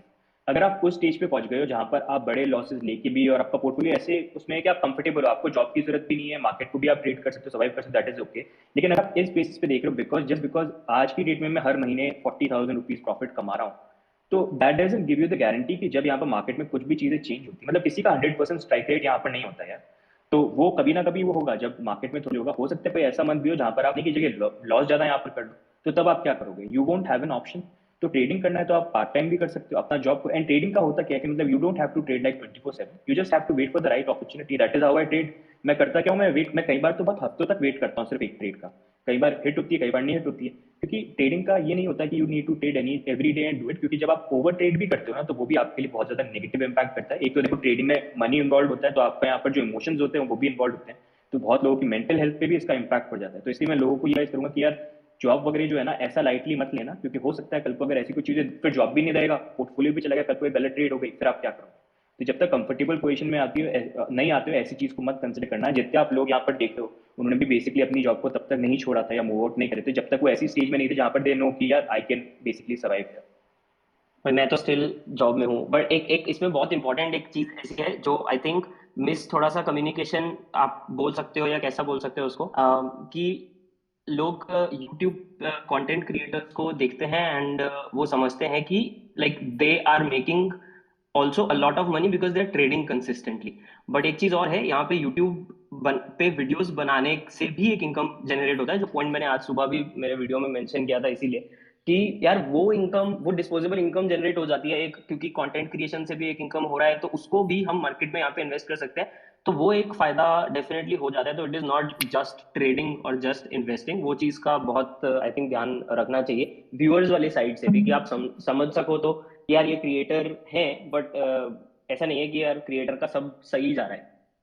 I think बहुत ट्रांसपेरेंटली आप हो, एडी भाई आप शेयर करते हो, काशिफ भाई, जितने भी लोग हैं वो जो जो पुराने लोग हैं, they transparently share their their mistakes. I think वो बहुत ही पावरफुल रहा है यूजर्स के लिए, फॉर श्योर। इनफैक्ट मैंने तो अभी एक रिसेंटली आईडी के साथ एक जो हमने इंटरव्यू किया था उसमें गेन बिटकॉइन के ऊपर, तो उसमें मैंने इस बात पे स्ट्रेस दिया कि आप जब तक आपका कोई स्टेबल करियर आप बना रहे हो क्रिप्टो में तो वो बात अलग है, तो आप अपना पिछला करियर छोड़ सकते हो। लेकिन अगर आप ये सोच रहे हो कि मैं सिर्फ इन्वेस्टमेंट करूंगा क्रिप्टो में और उसके बाद मैं अपना करियर छोड़ दूंगा, जॉब छोड़ दूंगा, सिर्फ यहाँ पे ट्रेडिंग करके पैसे कमाऊंगा, वो स्ट्रेटेजी बिल्कुल गलत है और वो आपको भारी पड़ सकती है। आशीष भाई, I would like to come in this. बहुत ही सिंपल छोटी सी स्ट्रैटेजी है जो मैं शेयर करूंगा। अगर आप जॉब छोड़ रहे हो, आप जो भी आपका मेन स्ट्रीम इनकम है, और आप फुल टाइम क्रिप्टो में आ रहे हो, तो जैसा कि एडी भाई ने बोला या शिवम ने बोला कि you need to have some emergency corpus, ताकि आप साल 2 साल सर्वाइव कर सको एटलीस्ट। और ऑन टॉप ऑफ दैट आपको कुछ पैसिव इनकम का कुछ ना कुछ होना चाहिए इन क्रिप्टो। आजकल ना बहुत सारे यील्ड आप you can generate out of crypto market. तो अगर आपके पास स्टेबल कॉइन है, for example let's say you have $1 lakh, और आपकी जो इनकम है which is around let's say $1000 per month from your salary, तो वहां पे आप जब जॉब को क्विट कर सकते हो जब उतना amount you earn every month. उसके लिए आप कहीं भी सेफ साइड में 8-10%, 12% आप एपीआर जनरेट कर सकते हो ऑन योर स्टेबल, और आप उसको समझो कि ये आपका जॉब सिक्योरिटी है। वो $1 लाख है जो भी है, you have to put in the safe platform, और वहां से 10-12% आप जनरेट करो per month, you consider it as salary. I think then you will have lot of peace of mind. Right. भाई इसमें एक थोड़ा सा ना फ्यूचर प्लानिंग वाला पार्ट भी आई थिंक मिस होता है। आज 20 साल, क्योंकि ये सिर्फ जॉब छोड़ने वाला पॉइंट नहीं है, ये मेरे पास क्वेश्चंस कॉलेज छोड़ने वाले भी आते हैं। उसमें ये मिस हो जाता है आई थिंक ऑल्सो कि यार आज तो हम पेरेंट्स के घर पे रह रहे हैं या अनमैरिड है, बाद में बच्चे होंगे, वो सारा एंगल और वो सारा प्लानिंग इस तरह के सिचुएशन में लगता है, स्पेशली अगर डिग्री छोड़ने की बात हो रही है। क्योंकि इंडिया ग्लोबलाइजेशन जितनी भी बात कर लो, फाइनली डिग्री तो आज भी 2-4 बड़ी कंपनीज को छोड़ के बाकी सब लोग तो एंट्री के लिए मिनिमम ही मानते हैं, मतलब रिज्यूमे भी नहीं देखा जाता है अगर करियर वाइज का।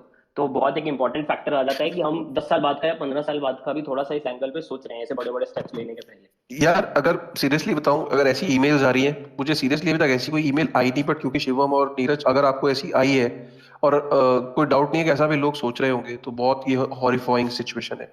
आप अपनी एजुकेशन को ऐसे स्किप करके क्रिप्टो के अंदर फुल टाइम आप पैसा कमाना चाह रहे हो, अपनी डिग्री नहीं लेना चाह रहे हो, दैट इज रॉन्ग। ये बहुत ही गलत स्ट्रेटजी है। ये आपको इतनी मतलब लाइफ में उल्टी पड़ सकती है। I think you should not even of doing it. देखिए, एजुकेशन का मतलब सिर्फ डिग्री लेना नहीं होता है। एजुकेशन आप चाहे कोई भी लो, आप क्या मैंने यूट्यूबिंग की एजुकेशन ली है? क्या ट्विटर चलाने की मुझे एजुकेशन मिली? नहीं। अरे एजुकेशन मेरे पास है, एजुकेशन ने मेरे दिमाग का एक गेट खोले, मतलब मैं सोचने की क्षमता है आज मेरे पास, मैं चीजों को बहुत समझ पाता हूँ, मेरी समझ इंप्रूव हुई है एजुकेशन से। एजुकेशन से कोई ये नहीं होता है कि मेरे जॉब क्या कर रहा हूँ या मेरी डिग्रीज को कहीं मैं शो कर रहा हूँ या एनएफटी करके बेच दूंगा या कुछ। अरे भाई, सोचने की क्षमता बढ़ती है, एक्सपीरियंस मिलता है, आप अलग अलग विचारधारा आपकी चेंज होती है, तो एजुकेशन को कैसे कोई छेड़ सकता है?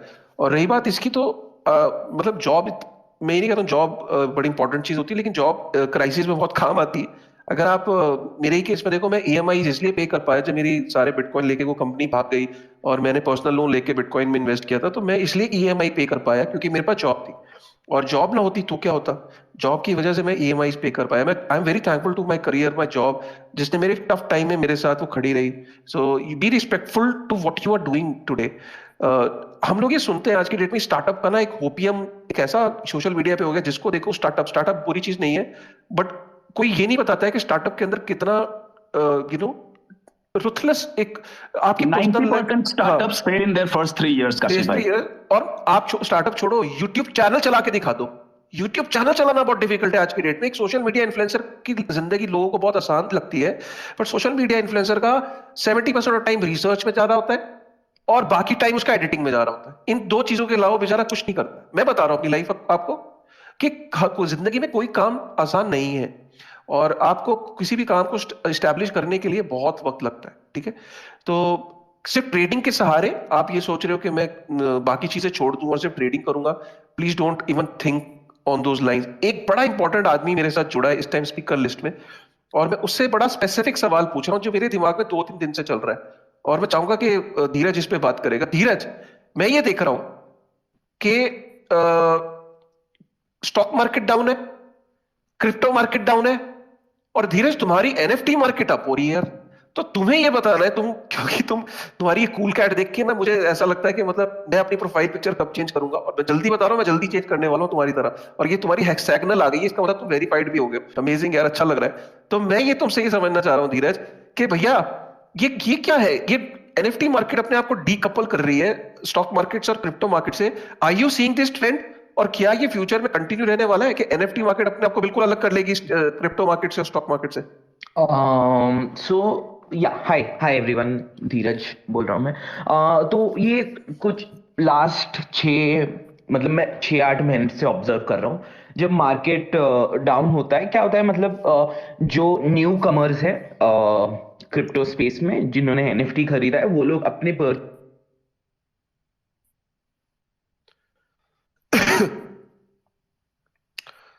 आई think Dheeraj we have lost you. कोई इशू नहीं है। तुम्हें जब तुम वापस आओगे तो मुझे रिक्वेस्ट भेजना। अब मैं सोच रहा हूँ कुछ ऑडियंस के, काफी सारे ऑडियंस की ना रिक्वेस्ट आई हुई है, तो लेट्स स्टार्ट टेकिंग सब क्वेश्चन और उनसे पूछते हैं कि उनके साथ जीवन में इस टाइम क्या चल रहा है। Let's start from Anoop.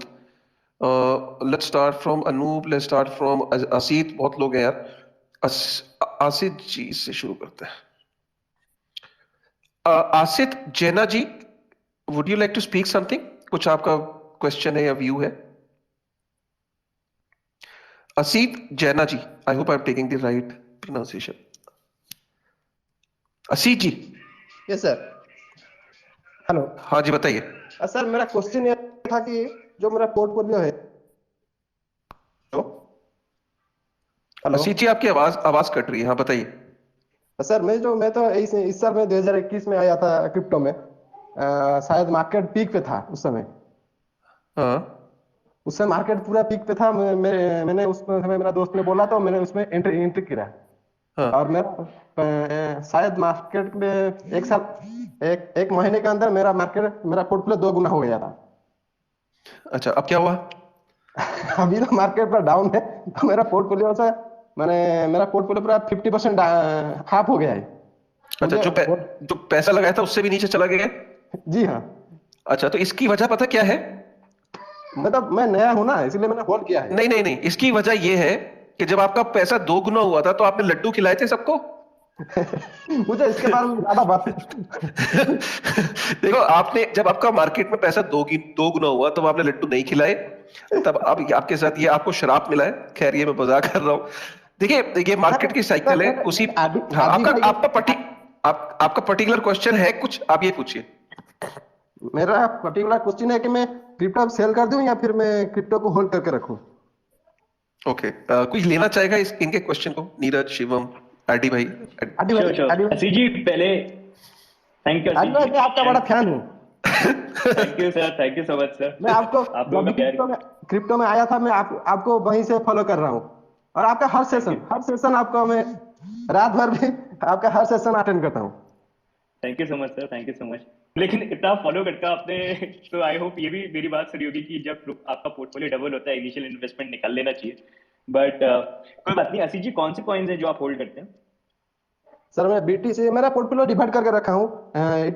BTC में है, इथेरियम में है, बीएनबी है, 10-12 कॉइन है। इस तरह सबका मैंने अच्छा पोटेंशियल देखे उसके बाद मैंने ये कहा है, डिवाइड करके रखा है। ओके, तो 10-12 कॉइन आपने होल्ड कर रखे हैं, तो मतलब बीटीसी इथेरियम तो ठीक है, लेकिन मैं आपको ये एडवाइस करूंगा, चलिए आप मार्केट में नए आए हैं, जैसा आप बोल रहे हैं कि आपको एक्सपीरियंस नहीं है, दैट इज फाइन। लेकिन हमेशा मार्केट में ये मतलब एक इंपॉर्टेंट चीज़ है, और ये जो लेसन है ना, मेरे को ये मेरी नानी जी ने सिखाया था। She is like 90 years old, तो उन्होंने मेरे को भी ये चीज़ बोली थी, बेटा जब पैसा डबल होता है ना, सबसे पहले अपना इनिशियल इन्वेस्टमेंट निकालो और पैसे से फिर जो है तुम करते रहो जो तुमको करना है। तो वही स्ट्रैटेजी मैंने भी फॉलो करी है। मैं हर किसी को वो एडवाइस करता हूँ। कोई भी अगर करता है डबल आपका जब भी होता है, सबसे इंपॉर्टेंट ये रहता है कि आप उसको निकाल दो, क्योंकि उसके बाद जो आपका फंड्स रहता है, दैट्स लाइक आपने एक्स्ट्रा मनी बनाया and then you can utilise it in a better way. अभी आपने जो कॉइन्स होल्ड कर रखे हैं, अभी जैसा आपने बताया कि आपका ऑलमोस्ट 2x हो गया था, लेकिन अभी जो इनिशियल इन्वेस्टमेंट था उससे भी आप आई थिंक ऑलमोस्ट 50% आप लॉस के अंदर हो। तो अब यहाँ पर ये आपके ऊपर आपको डिसाइड करना पड़ेगा इन द एंड, क्योंकि ये आपका पोर्टफोलियो है। क्या आप लॉन्ग टर्म पर्सपेक्टिव से यहाँ पर होल्ड करना चाहते हो कि नहीं होल्ड करना चाहते हो? अगर आपका बिटकॉइन, इथेरियम, बीएनबी ऐसे कॉइन्स हैं, तो हो सकता है अगर मार्केट की रिकवरी के अंदर टाइम लगे तो थोड़ा लंबे पर्सपेक्टिव से आपको देखना पड़ जाए, 2-3 साल का जो टाइम है वो आपको लेके चलना पड़ जाए। लेकिन बाकी कॉइन पे भी डिपेंड करता है कि वो कौन से कॉइन्स है। अगर फंडामेंटली स्ट्रॉन्ग कॉइन्स है, अच्छी चीजों पे काम कर रहे हैं, प्रोडक्ट बिल्ड कर रहे हैं, तो डेफिनेटली उसके अंदर हो सकता है। लेकिन थोड़ा वेट आपको करना जो हो सकता है वो पड़ सकता है यहाँ पर। देखिए इंडियन वो क्या है, आपकी पोर्टफोलियो मैनेज है, अगर आप टाइम पे उसको मैनेज नहीं करेंगे and when it is too late तब आप सोचिए क्या करें, तो वो उस पर कभी भी करेक्ट आंसर आपको नहीं मिलेगा। स्टेप्स क्या है, हमेशा पहले से लेने पड़ते हैं कि मैंने इन्वेस्टमेंट किया है, प्रॉफिट हुआ तो कहाँ पर मेरे को कितना प्रॉफिट बुक करना है, और कल को नहीं भी होता है, लॉस होता है, तो क्या मेरी एग्जिट स्ट्रैटेजी होगी। तो कोई भी चीज आप करो जब तक उसके अंदर पहले से प्लानिंग नहीं हो तो बड़ा एक वो बम्पी राइड हो जाती है। लेकिन कोई बात नहीं, अगर हो गया तो हो गया, जो काफी चीजें पहली बार एक्सपीरियंस सर करने को होती है, लेकिन आगे आप उस अकॉर्डिंग और एक क्वेश्चन था, ये जो बुल मार्केट होता है एक साल में कितनी बार आता है बुल मार्केट? अब बुल मार्केट 1 साल में नहीं, 4 साल का साइकिल होता है इसका। तो बेसिकली अगर आप देखोगे जो प्रीवियस हिस्ट्री के कंपैरिजन के अकॉर्डिंग मैं बता रहा हूँ, तो 4 साल का साइकिल रहता है, जिसमें मोस्टली जो बुल साइकिल होता है वो बिटकॉइन की जो हार्विंग होती है, जैसे जो बिटकॉइन की भी लास्ट जो हार्विंग हुई थी वो 2020 में हुई थी। उसके बाद हमको थोड़ा सा पॉजिटिव प्राइस राइज देखने को मिलता है, क्योंकि वहाँ पर एक तो बिटकॉइन की जो माइनिंग कॉस्ट होती है वो भी थोड़ी सी इंक्रीज हो जाती है, प्लस बिटकॉइन की जो रिवॉर्ड है वो भी यहाँ पर हाफ और कम हो जाते हैं। तो उस अकॉर्डिंग अगर हम देखेंगे, यूजली हमने देखा कि बिटकॉइन की जो हार्विंग होती है उसके बाद हमको बिटकॉइन के अंदर एक बुल रन देखने को मिलता है, एंड फिर उसके बाद 2 साल का बेयर मार्केट देखने को मिलता है। तो प्रीवियस पैटर्न के अकॉर्डिंग देखें तो प्रीवियस पैटर्न अगर सेम ही रहता है, यहाँ पर सिचुएशन अगर चेंज नहीं होती है, तो वो ये बोलता है कि ये 2022-2023 जो है ये थोड़ा सा स्लो टाइम हो सकता है, एंड फिर एक बार 2024 की जो हार्विंग है वो आ जाती है, उसके बाद मे बी हमको 2025 में कुछ अच्छा जो है मूवमेंट वो देखने को मिले। ये प्रीवियस पैटर्न के अकॉर्डिंग है, लेकिन देखना पड़ेगा चीजें इस बार चेंज होती है कि नहीं होती है, प्रीवियस जो साइकिल्स हैं उसी पैटर्न को फॉलो करती है कि नहीं करती है।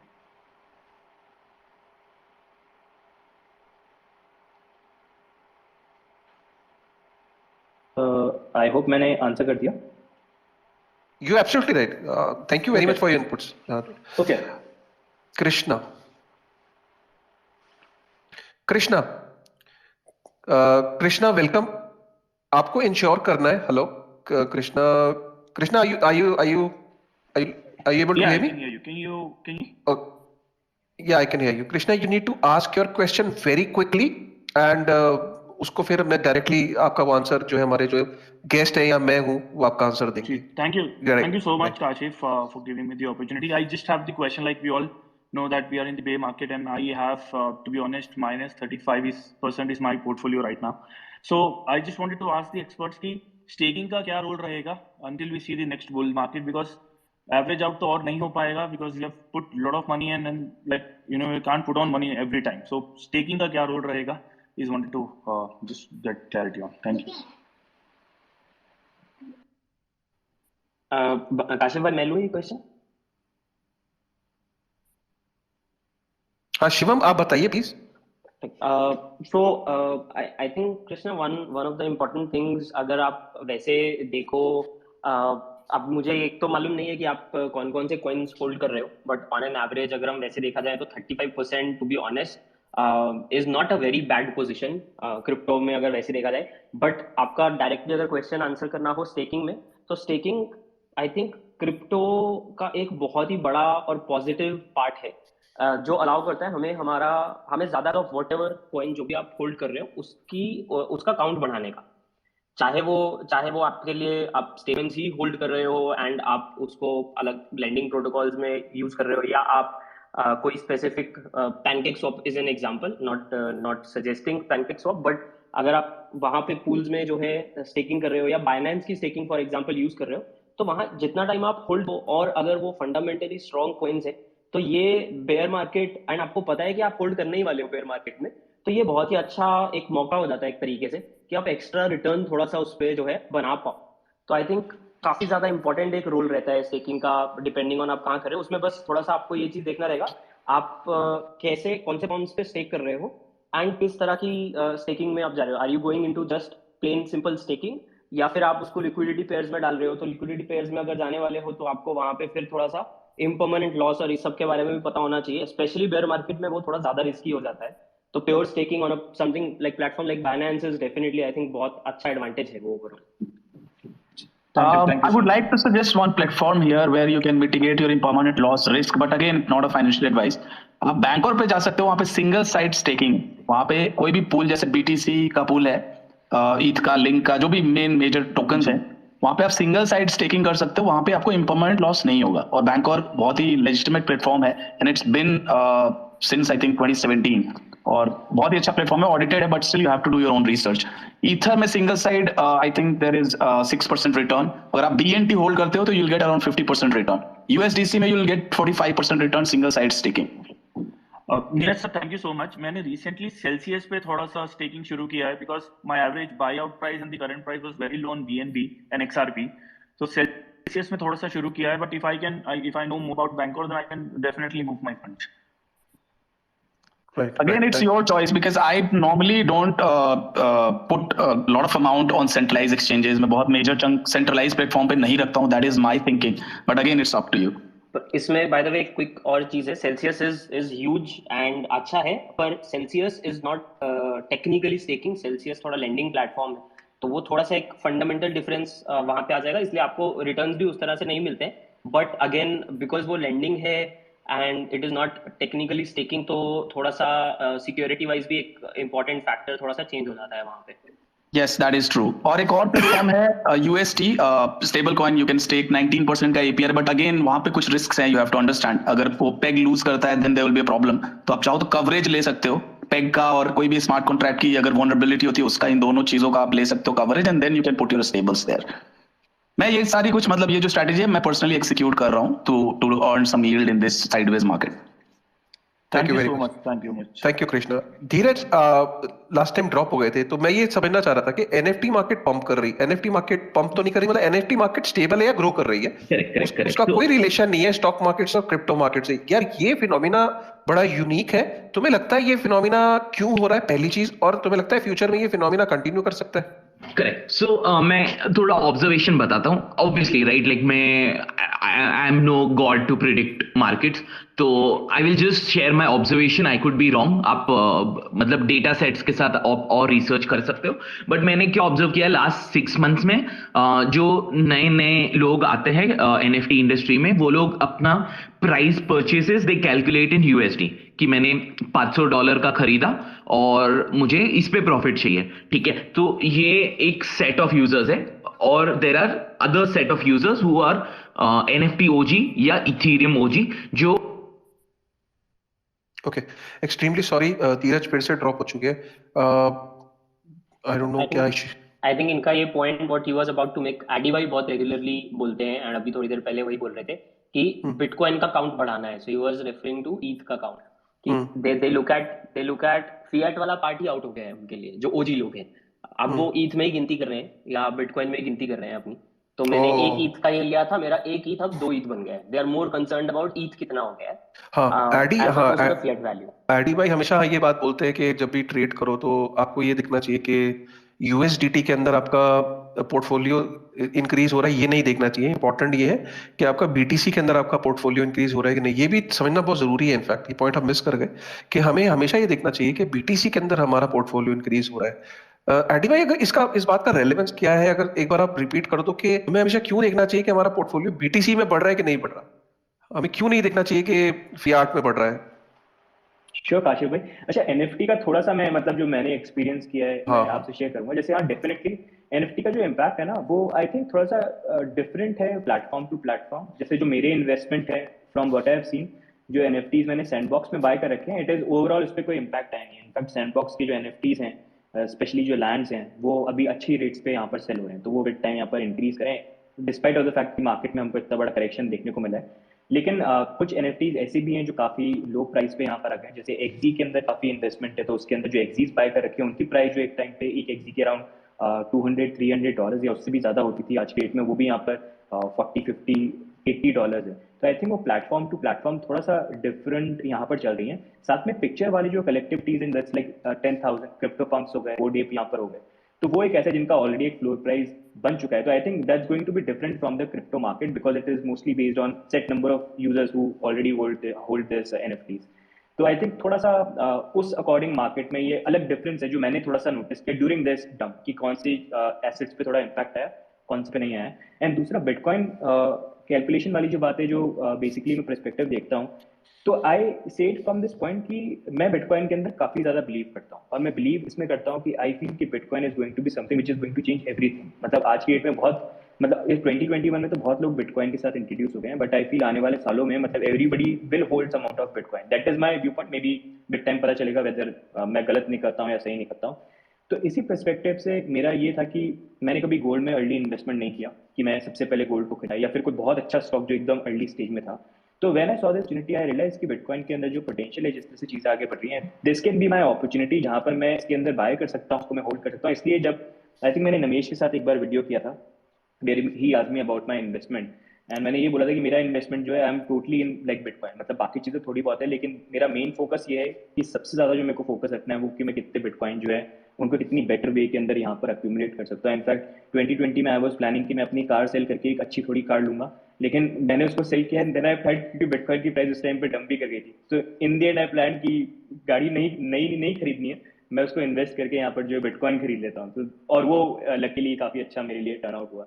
तो आई थिंक वो आपके पर्सपेक्टिव के ऊपर डिपेंड करता है। आपको अगर यहाँ पर फोकस सिर्फ ये है कि you just want to increase the amount of fiat that you have, जो वैसे ही यहाँ पर विद टाइम वैल्यू अपनी लूज करती है, तो आपको ज़्यादा फोकस यूएसडीटी पे रखना चाहिए। लेकिन अगर आप बिटकॉइन के अंदर बिलीव करते हैं, उसी को आप यहाँ पर एंट्री करना चाहते हैं, आप इसको देखते हैं कि बिटकॉइन आने वाले टाइम पे और ऊपर जाएगा और अच्छा बनेगा, तो उस अकॉर्डिंग आप बिटकॉइन को अक्यूमुलेट करें। तो इसलिए मेरा पर्सपेक्टिव ये रहता है, जो मैं देखता हूँ, मतलब सबको उसके साथ अग्री नहीं करना, हर किसी की फाइनेंशियल कंडीशन डिफरेंट होती है, उनकी स्ट्रैटेजी डिफरेंट होती है, लेकिन अगर आप इस पर्सपेक्टिव से देखते हो, आप बिटकॉइन में बिलीव करते हो, तो वो स्ट्रैटेजी एक तरह से बेटर प्ले आउट कर सकती है। तो इसलिए मैं ये बोलता हूँ कि मैं तो बिटकॉइन को देखता हूँ, मेरे लिए डॉलर कितने हो रहे हैं, क्या प्राइस हो रहे हैं, वो मैटर नहीं करता।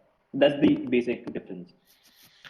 राइट धीरज, आप Yeah. रेडी को सुना? Yeah, you like yeah. To add something के Yeah, so कोई जो before ड्रॉप हो I गया get plugged, मैं I continue my last point कि मैं बोल रहा था कि देखो, most of the NFTs is already controlled by like a few wallets because वो काफी लोग अर्ली थे और तब से इन्वेस्ट कर रहे हैं। तो क्या होता है, अगर मार्केट ड्रॉप होता है and people are selling, that is a good opportunity for people जो जिन्होंने बाहर निकाल के रखा था और उनको खरीदना था, तो वो लोग खरीद लेते, क्योंकि एनएफटी प्रोजेक्ट में कुछ डिफरेंस नहीं हो रहा है। ठीक है, मार्केट ऊपर जा रहा है नहीं जा रहा है, क्योंकि एग्जीक्यूशन ऑफ दीज एनएफटीज और दीज एनएफटी प्रोजेक्ट वो काफी अलग है। ठीक है, तो ऐसा अभी in the small scale it looks like we are decoupling, but in the large scale जब ज्यादा पैसा आएगा, डीकपल नहीं होता है। ठीक है, हर एक मार्केट is interrelated, क्योंकि more and more leverage traders come, more and more general money comes, and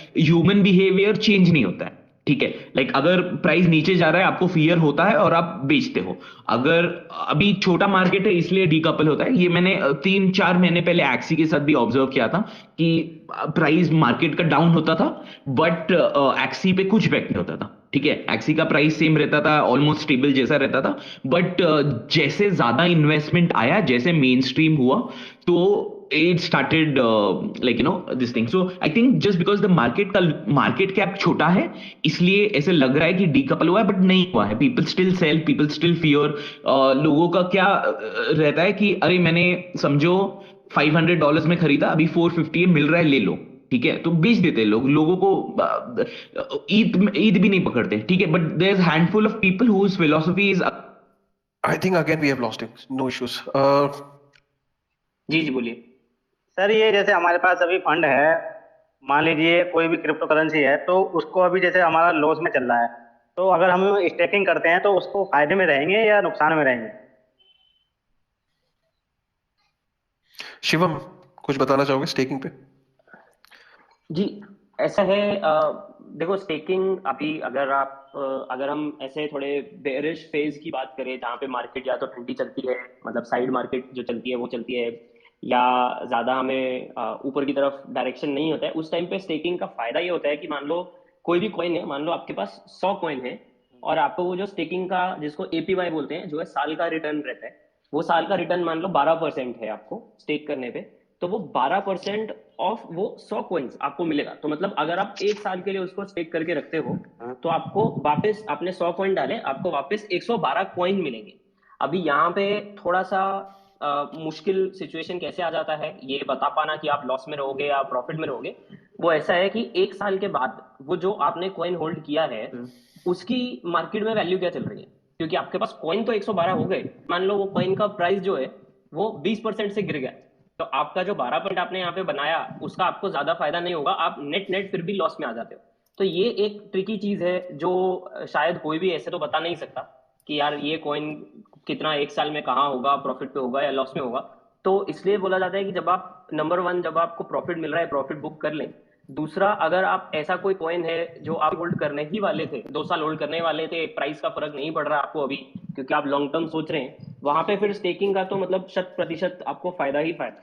नहीं सर, जैसे अब स्टेकिंग है, बाइनेंस में स्टेकिंग है, ऑटो इन्वेस्ट है, तो सर ऑटो इन्वेस्ट का समझ में नहीं आता, ये क्या कंपाउंड कैलकुलेशन है, क्या है?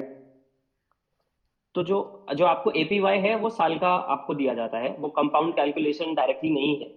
और अगर कहीं पे ऑटो इन्वेस्ट फीचर है, अभी मैंने तो एक्सप्लोर नहीं किया है ये अनफॉर्चुनेटली, पर अगर ऑटो इन्वेस्ट है तो आई एम गेसिंग कि वो आपको जो भी उसका जो उसका पीरियड है कि वो कितने टाइम में ऑटो इन्वेस्ट करने वाला है, वो नॉर्मल कंपाउंड ही हो जाएगा अपने आप।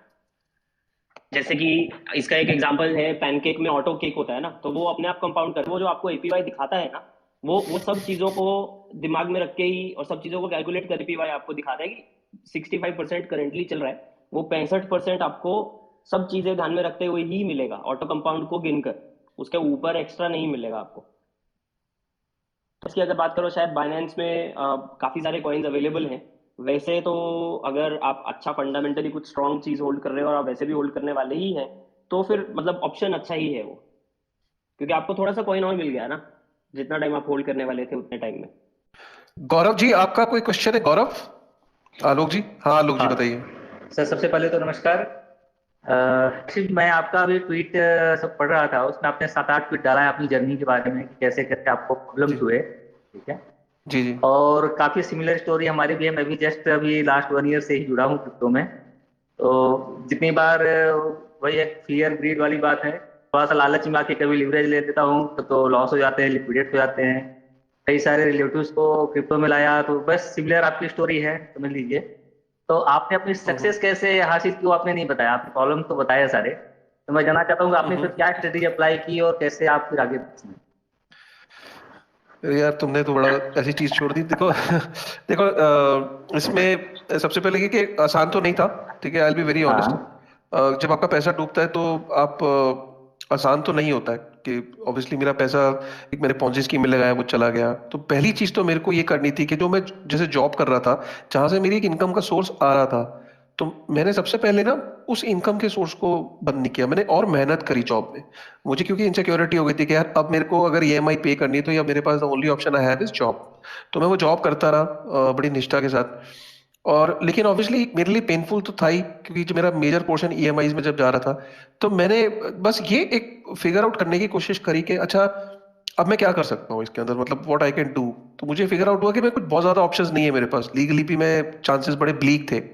तो मुझे एक अपॉर्चुनिटी वहां पे ये रियलाइज हुई कि ठीक है, लेट्स डू समथिंग, कुछ इसके अंदर काम ऐसा करते हैं कि वर्कआउट करते हैं। तो मैं प्लेटफॉर्म बिल्ड करने की कोशिश करी उन दिनों में, और थोड़ा सक्सेस मिली उसको करने में। लेकिन अगर आप वैसे उस पर्सपेक्टिव से देखो कि सक्सेस फाइनेंशियली क्या मिली, तो मैंने क्या करा कि अपनी ईएमआईज को पे करने के बाद अ, फिर मैंने अपने और एक्सपेंडिचर्स पे कट डाउन किया, जो मैं फालतू के कुछ एक्सपेंडिचर्स करता था, और मैंने धीरे धीरे अकोमुलेट करना फिर से शुरू किया। ठीक है।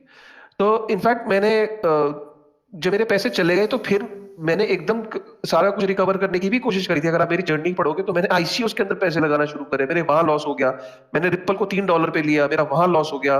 मेरा पॉन्जी स्कीम में पैसे लेके कंपनी भाग गई। तो कभी भी आदमी के साथ जब चोट लगती है तो जरूरी नहीं है कि वो अगला कदम अच्छा उठाएगा। मैंने अगले कदम भी बहुत बुरे उठाए थे। मैंने रिप्पल को $2.85 के आसपास लिया था, जो आज तक रिकवर नहीं हो पाया, वो खत्म ही हो गया बैग। फिर मैं आईसीयूज में कई आईसीयूज मैंने लिए, वहां मेरा बैग खत्म हो गया। तो मैं समझ गया कि बॉस ऐसा है कि अगर पैसा एक बारी में कुछ रिकवर नहीं होने वाला, कुछ नहीं होने वाला है। अगर ये हो सकता है तो सिर्फ धीरे धीरे अकुमुलेट करो, और वैल्यू बेस्ड प्रोजेक्ट्स। तो मैंने बिटकॉइन को हमेशा अपने पोर्टफोलियो का एक लार्जर बेस रखा, और उसको हमेशा अकुमुलेट करता रहा। और आगे आगे जैसे जैसे वैल्यू एडेड कॉइन्स थे उनको लेता रहा। ट्रेडिंग मैंने बिल्कुल बंद कर दी। मैंने 1-1.5 साल तक ट्रेडिंग को हाथ ही नहीं लगाया, ना स्पॉट ट्रेडिंग करता था, वैसे करता था, सिर्फ अच्छे कॉइन्स को अकुमुलेट किया। उससे मेरे को डेफिनेटली फायदा हुआ, क्योंकि जब आप किसी चीज को, बिटकॉइन हो या कोई वैल्यू एडेड, चाहे इथेरियम हो, चाहे काशिफ डिड भाई वी आप यूज म्यूट हो हिम? गए, आई थिंक वो म्यूट हो गए, काशिफ भाई आप म्यूट पे हो। आई थिंक डिस्कनेक्ट हो गए। एक क्विक मिनट वेट। आ गया हूं मैं। राइट। हेलो। हाँ काशिफ भाई जी कंटिन्यू करिए। यस यस बोलिए जी सर। जी तो वहां से ट्रेडिंग नहीं करी काफी समय तक, ये समझ में आ गया था कि कुछ वैल्यू बेस्ड कॉइन्स को लंबे समय के लिए अब अक्यूमुलेट करूंगा, और साथ में अपनी एनर्जी को डाइवर्ट करा, ट्रेडिंग से दिल को हटाया, मतलब जो स्पेकुलेटिव माइंडसेट से हटा के कंस्ट्रक्टिव माइंडसेट पे लेके आया अपने आप को। कंस्ट्रक्टिव इन द सेंस कि आप कोई चीज बनानी है जिससे लोगों का एडिल ज्यादा हेल्पफुल हो पाए, लोगों को मदद मिल पाए, और कुछ ऐसा चीज बनाए कि लोगों को ज्यादा अवेयरनेस हो पाए। और आई वॉज लकी कि गॉड हैज बीन काइंड, कि जो इंटेंशन थी उस हिसाब से चीजें मिलती रही, और फाइनेंशियली भी मैं अपने ईएमआई पे कर पाया, सारी की सारी लोन से फ्री हुआ, और आगे से फिर ऐसी कोई मिस्टेक नहीं करी। तो कुछ ऐसा शॉर्टकट नहीं है, थोड़ा सा आपको शिद्दत के साथ, कमिटमेंट के साथ चलना पड़ता है। जैसे मैंने ट्रेडिंग को हाथ नहीं लगाया, मेरे लिए बहुत बड़ी अचीवमेंट थी, क्योंकि ज्यादातर लोग इसमें हारते तब है जब क्रिप्टो के अंदर एकदम एंटर करते हैं और अगले ही दिन से वो सोचते हैं कि मैं ट्रेडिंग करूंगा और ट्रेडिंग करके मैं चैंपियन बन जाऊंगा। मैं और ऐसा होता नहीं है। जनरली लोग ट्रेडिंग को बहुत हल्के में लेते हैं। ट्रेडिंग एक्चुअली में एक एक्सपर्टीज का सब्जेक्ट है। कभी आप आईडीफाई इस ग्रुप में है, अगर आईडीफाई से अगर आप पूछो तो मतलब कितनी किताबें पढ़ते हैं ये बंदा, कितनी तरह के बुक्स पढ़ चुका है, कभी इनकी यूट्यूब के पीछे बैकग्राउंड देखो तो पता लगेगा कि कितनी तरह की बुक्स पढ़नी पड़ती है, कितना एक्सपर्टीज का लेवल अचीव करना पड़ता है before you can actually do good trading. तो ये है।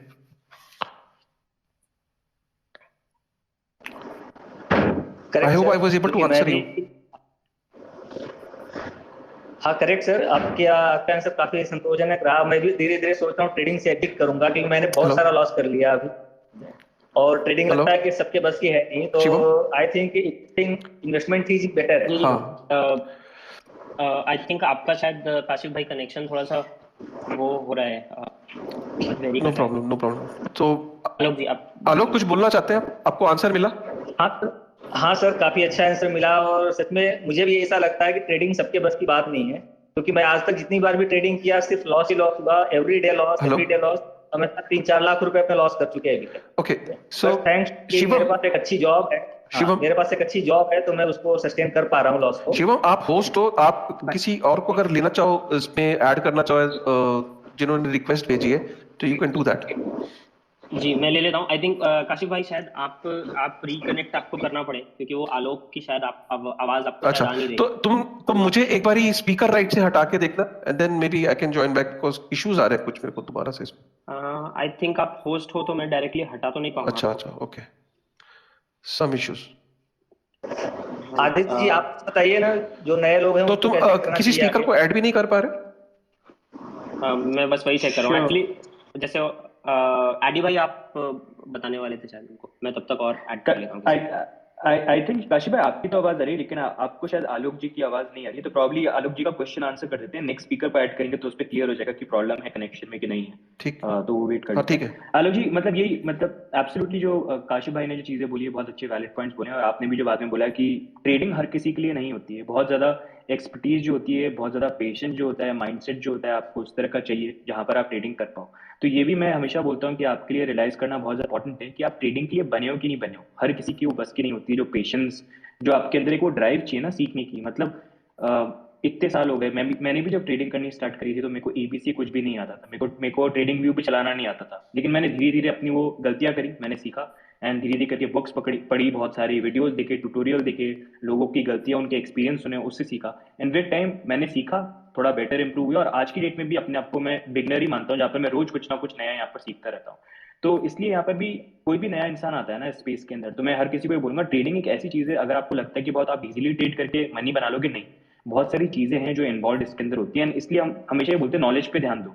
या तो आप गलती करोगे और वहां पर आप ट्यूशन फी एक तरह से जो फीस है वो आप पे करोगे गलती करके, और फिर उससे सीखोगे, क्योंकि आपको नॉलेज पे कभी ना कभी तो ध्यान देना पड़ेगा। आपके पास चॉइस है, पहले लॉस खाओ, धक्का खाओ, फिर आप सीखो, फिर नॉलेज पे ध्यान दो, या फिर आप जब एंट्री करते हो आप स्टार्टिंग ही अपनी नॉलेज के साथ करो। तो ये है, एंड ये भी रियलाइज करना इंपॉर्टेंट है कि क्या आपके लिए ट्रेडिंग बनी है कि नहीं बनी है। बहुत सारे लोगों के लिए ऐसा होता है कि उनके लिए ट्रेडिंग नहीं बनी होती, तो उनके लिए लॉन्ग टर्म इन्वेस्टिंग जो है एक बेटर ऑप्शन होता है। Right, very very valid point, thank you very भाई, वैलिड पॉइंट, आपने काफी सेटिस्फाई कर दिया मुझे। अभी वेरी मेरी वैलिड पॉइंट। जो काफी शिवम लॉस फिगर आउट कर पाए, कुछ ऐड कर पाए और लोगों को? जी मैं वही बस अभी ट्राई कर रहा हूँ। आई थिंक आलोक जी की अभी भी आवाज आपको नहीं आ रही थी। तो Surbhi Narwal, so she is connecting. हाँ Surbhi. Hi Surbhi. Hi everyone, मेरा क्वेश्चन था कि मैंने लॉस नहीं किया है, मैंने कभी ट्रेडिंग नहीं की है, मैं मेरी रिस्क एपेटाइट बहुत छोटी है, ठीक है। मुझे काफी डीएम्स भी आते हैं, मैं अभी बहुत new, like I am very very new, just started in November. तो मुझे काफी सारे डीएम्स भी आते हैं कि ट्रेडिंग का बता दो, ट्रेडिंग का बता दो। तो मैं सबको यही बोलती हूँ कि जो आपने बोला कि ट्रेडिंग स्टार्टिंग में तो बिल्कुल नहीं करनी चाहिए। मेरा ये है कि अभी जैसे मार्केट डाउन है तो मेरे पास स्टिल कुछ मनी है, तो मैं ना बीएनबी लेने का सोच रही थी। तो बीएनबी में मुझे ये लगता है कि मैं स्टेक भी कर सकती हूँ और जो न्यू कॉइन आएंगे उसका बिट भी ले सकती हूँ। तो आपका क्या कहना है सर, बीएनबी लूँ, इथेरियम लूँ, या कोई और कुछ और चीज में इन्वेस्ट करूँ? तो फर्स्ट ऑफ ऑल काशी भाई, आपको ये वाला आवाज आ गई ना इनकी? ये आ गई। आप एडी दोनों आंसर कर दीजिए। आई थिंक एडी भाई आप लेना चाहेंगे पहले? श्योर। सुरभि जी, मैं आपको ये बोलूंगा कि आपको अगर इन्वेस्टमेंट करना है ना, तो मैं तो हर किसी को बोलता हूँ कि अगर आपको मुझसे पूछना पड़ रहा है कि किस चीज में इन्वेस्टमेंट करूँ, तो इसका मतलब ये कि आप रिसर्च कहीं पर लैक कर रही है, आपको रिसर्च पे और ज्यादा टाइम स्पेंड करना चाहिए। क्योंकि इन दी एंड मैं हर किसी को ये बोलता हूँ कि ऑल्दो ठीक है हमारा यूट्यूब चैनल है, फॉलोइंग हमारी है, लेकिन in the end it is your portfolio. तो जब तक आप किसी एसेट को अच्छे से रिसर्च करके नहीं समझोगे, उसके फंडामेंटल्स को नहीं समझोगे, और आपको खुद आपका एनालिसिस ये बिलीव नहीं कर पाता है कि उसके अंदर एक्चुअल में रिटर्न है कि नहीं है, आपके रिस्क आप खुद इवेल्युएट नहीं कर सकते, इन्वेस्टमेंट करना सेंसिबल नहीं है। तो मैं हर किसी को एडवाइस करता हूँ कि अगर आप कॉइन्स को देखो भी, तो आप खुद ही इवेल्युएट करो बहुत सारे कॉइन्स, उसमें से कौन से कॉइन्स आपको ऐसे लगते हैं जो एक्चुअली में आपको रिटर्न यहाँ पर दे सकते हैं। कुछ कॉइन्स जो मैं अपने पर्सनल ओपिनियन में जिनको मैं देखता हूँ, जो लॉन्ग टर्म पर्सपेक्टिव से मैं अक्यूमुलेट भी करता हूँ और जो होल्ड कर, बिटकॉइन, इथेरियम हो गया, बीएनबी भी एक अच्छा बन जाता है, क्योंकि एक्सचेंज प्लेटफॉर्म के अकॉर्डिंग देखा जाए तो एक लौता जो टोकन है जिसने आउट परफॉर्म करा है और अपनी जो यूजेबिलिटी है सिर्फ एक एक्सचेंज टोकन से बाहर भी निकला, वो सिर्फ एक बीएनबी यहाँ पर दिखता है, जहाँ पर उनकी खुद की चेन वगैरह भी आ गई। So that's another one. एक चेन लिंक भी है because they are focused on the oracles. First one था Uniswap is also there, decentralized exchange में it was the first one. तो ऐसे कुछ कॉइन्स हैं, लेकिन it depends on your perspective, आपके रिस्क मैनेजमेंट के ऊपर, कॉइन के अंदर फंडामेंटली आप बिलीव करते हैं। I think in addition to this, आपका पोर्टफोलियो एलोकेशन परमिट करता है कि आपको बीएनबी ऐड करने को, अगर आपका रिसर्च कंप्लीट है आपके हिसाब से। एंड आप, क्योंकि यूजुअली पोर्टफोलियो एलोकेशन में नॉर्मली एक प्लान जो है इन्वेस्टमेंट से पहले बनाया जाता है कि मेरे पोर्टफोलियो में इस चीज का इतना परसेंटेज रहेगा, और आप क्या आपका portfolio at this point allocate करने को परमिट करता है क्या आपको? तो अगर आपका एलोकेशन 5% का है फॉर एग्जांपल टू बीएनबी, क्या अभी आपके पोर्टफोलियो में 5% से कम है क्या? वो ये सारा एंगल भी इंपॉर्टेंट होता है। आई थिंक तो पहले वाला पोर्टफोलियो एलोकेशन का प्लानिंग वाला जो पार्ट है कि and it doesn't have to be very simply कि बीएनबी को 5% देना है। इट कैन बी कि एक्सचेंज वाले कॉइन्स में मेरे पोर्टफोलियो में 20% का वेटेज रहेगा जो मैं एक्सचेंजेस में डालूंगी। आई थिंक दैट्स वेरी इंपॉर्टेंट, क्योंकि उससे फिर हम थोड़े से ग्राउंडेड रहते हैं टू अ प्लान, और वो जो प्लान बनाने के टाइम पे हम फिर इमोशनल नहीं होते, क्योंकि प्लान हम इन्वेस्टमेंट से पहले बना रहे हैं, एंड तब हम देखते हैं यार इसमें ज्यादा तो नहीं हो जाएगा, ये कम लग रहा है, वो वाला एंगल फिर एक्सप्लोर किया जा सकता है पहले। मेरा पर्सपेक्टिव ये था बीएनबी लेने का, जैसे न्यू कॉइन लॉन्च होते हैं बाइनेंस पे, ठीक है, तो उसका हमें जो बेनिफिट मिलता है, like suppose if I have 20 BNB, तो न्यू कॉइन लॉन्च हुए तो I can easily make $200-300 plus I can stake that one ना। तो that's why I was thinking will it be a wise decision, should I put it in the investment like Ethereum या Bitcoin में? BNB में definitely ये एक benefit है, क्योंकि उसकी यूजेबिलिटी एक तो वर्ल्ड का सबसे बड़ा लार्जेस्ट एक्सचेंज है, प्लस बीएनबी का बेनिफिट जो एक जिसके कारण मैं भी एक्यूमुलेट करता हूँ वो ये है because the kind of benefits that you get. क्योंकि अगर आपने बीएनबी को होल्ड कर रखा है तो आप उसके लिए अलग अलग जो आईओज होते हैं उसके अंदर पार्टिसिपेट कर सकते हो, वो एलोकेशन मिल गया तो that is good for you. Plus अब अगर आप चाहो उसको स्टेकिंग पे भी लगा सकते हो, way you earn from that, plus NFTs को भी, तो कुछ ना कुछ वो करते रहते हैं अपने प्लेटफॉर्म के अंदर भी, जहाँ पर एक तरह से पैसिव अर्निंग जो है थोड़ी अच्छी बन जाती है। तो वो एक और रीजन बन जाता है मेरे लिए कि जहाँ पर मैं बीएनबी को होल्ड करता हूँ कि लॉन्ग टर्म देख लिया दैट इज गुड, बट साथ में पैसिव इनकम के बेनिफिट जो है वो भी मिल जाते हैं। तो जो आप बोल रहे हो that also is a good option if you want to go for that. Great यार, ग्रेट। आई थिंक बहुत ही मजा आया। मतलब हम लोगों ने ये स्पेस 12:45 पे शुरू किया था, 12:40 पे, we have almost reach to 12:45। I think Addy भाई थैंक यू वेरी मच यार फॉर योर टाइम, और ये बिल्कुल अनस्केड्यूल्ड था and to get 2 hours from your busy schedule, because I know how difficult it is as a content creator to take out time. Shivam, मैं तो मौका देखता हूँ कि आप मुझे ऑनलाइन दिख जाओ तो मैं फटाफट मैंने कहा काशिफ भाई ऑनलाइन है या तो जाना पड़ेगा। सो मैं तो स्वैप करते ही रहता हूँ आपको। नहीं नहीं यार, ऑनर्ड यार, इट्स अ शेयर ऑनर यार। और मुझे तो यार ये शिवम और नीरज का भी सुन के बहुत अच्छा लगा। शिवम का पता है, शिवम का पहला ट्विटर स्पेस था, मुझे नहीं पता था, और नीरज का भी पहला था। तो मैंने कहा ये दोनों वो हिडन जेम्स हैं जो 100x वाले हिडन जेम्स हैं, और दोनों का पर्सपेक्टिव सुन के बहुत अच्छा लगा यार। और इन दोनों तो, and I really wish Neeraj and Shivam all the very best yaar for what you are doing. Continue to do good work, continue to educate this market, the people, और जितना आप अच्छे से करेंगे, अवेयरनेस फैलाएंगे, और जितना एजुकेट करेंगे उतना ये इंडस्ट्री और स्ट्रांगली ग्रो करेगी।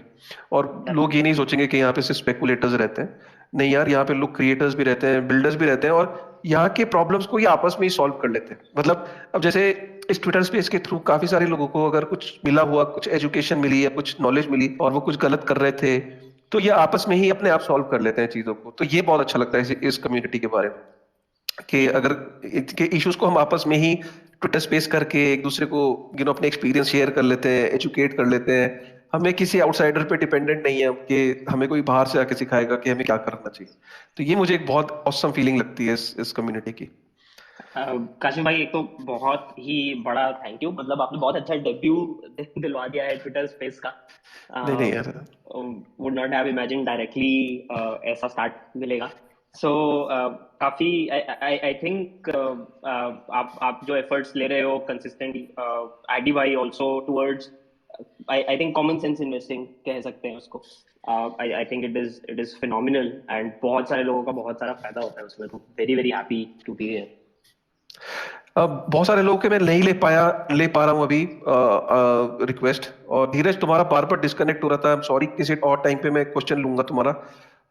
और आई एम सॉरी मैं जिन लोगों की रिक्वेस्ट नहीं ले पा रहा हूँ, बिकॉज अगर मैं ये कंटिन्यू करता रहूंगा तो ये never ending kind of Twitter space हो जाएगा, और ये फिर चलता ही चला जाएगा। और शाम को एक और कुछ चीज लाइंड अप है, तो उसके लिए भी प्रिपेयर करना है। एज अ कंटेंट क्रिएटर आपकी पूरा जो दिन होता है वो सिर्फ रिसर्च पे निकलता है। मैं बता रहा हूँ, कंटेंट क्रिएटर की जिंदगी सिर्फ पेपर पेन लेके रिसर्च पे गुजर रही होती है। और एडी भाई क्लासिक एग्जांपल है।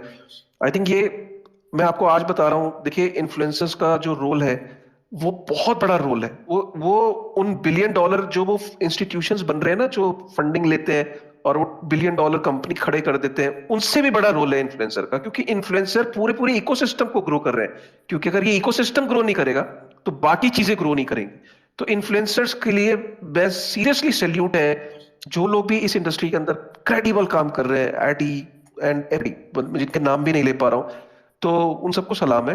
एंड अगर आपको ट्विटर स्पेस पसंद आया, ये नॉलेज शेयरिंग सेशन पसंद आया, प्लीज ट्विटर पे एक बार जाके जरूर बोलिएगा, फीडबैक दीजिएगा, एंड अपने फेवरेट इन्फ्लुएंसर को टैग करिए एंड बात करिए। And thank you very much for your love and appreciation. Thank you very much. Thank you Eddie. Thank you so much. Thank you भाई। Thank you. Bye bye. Bye bye.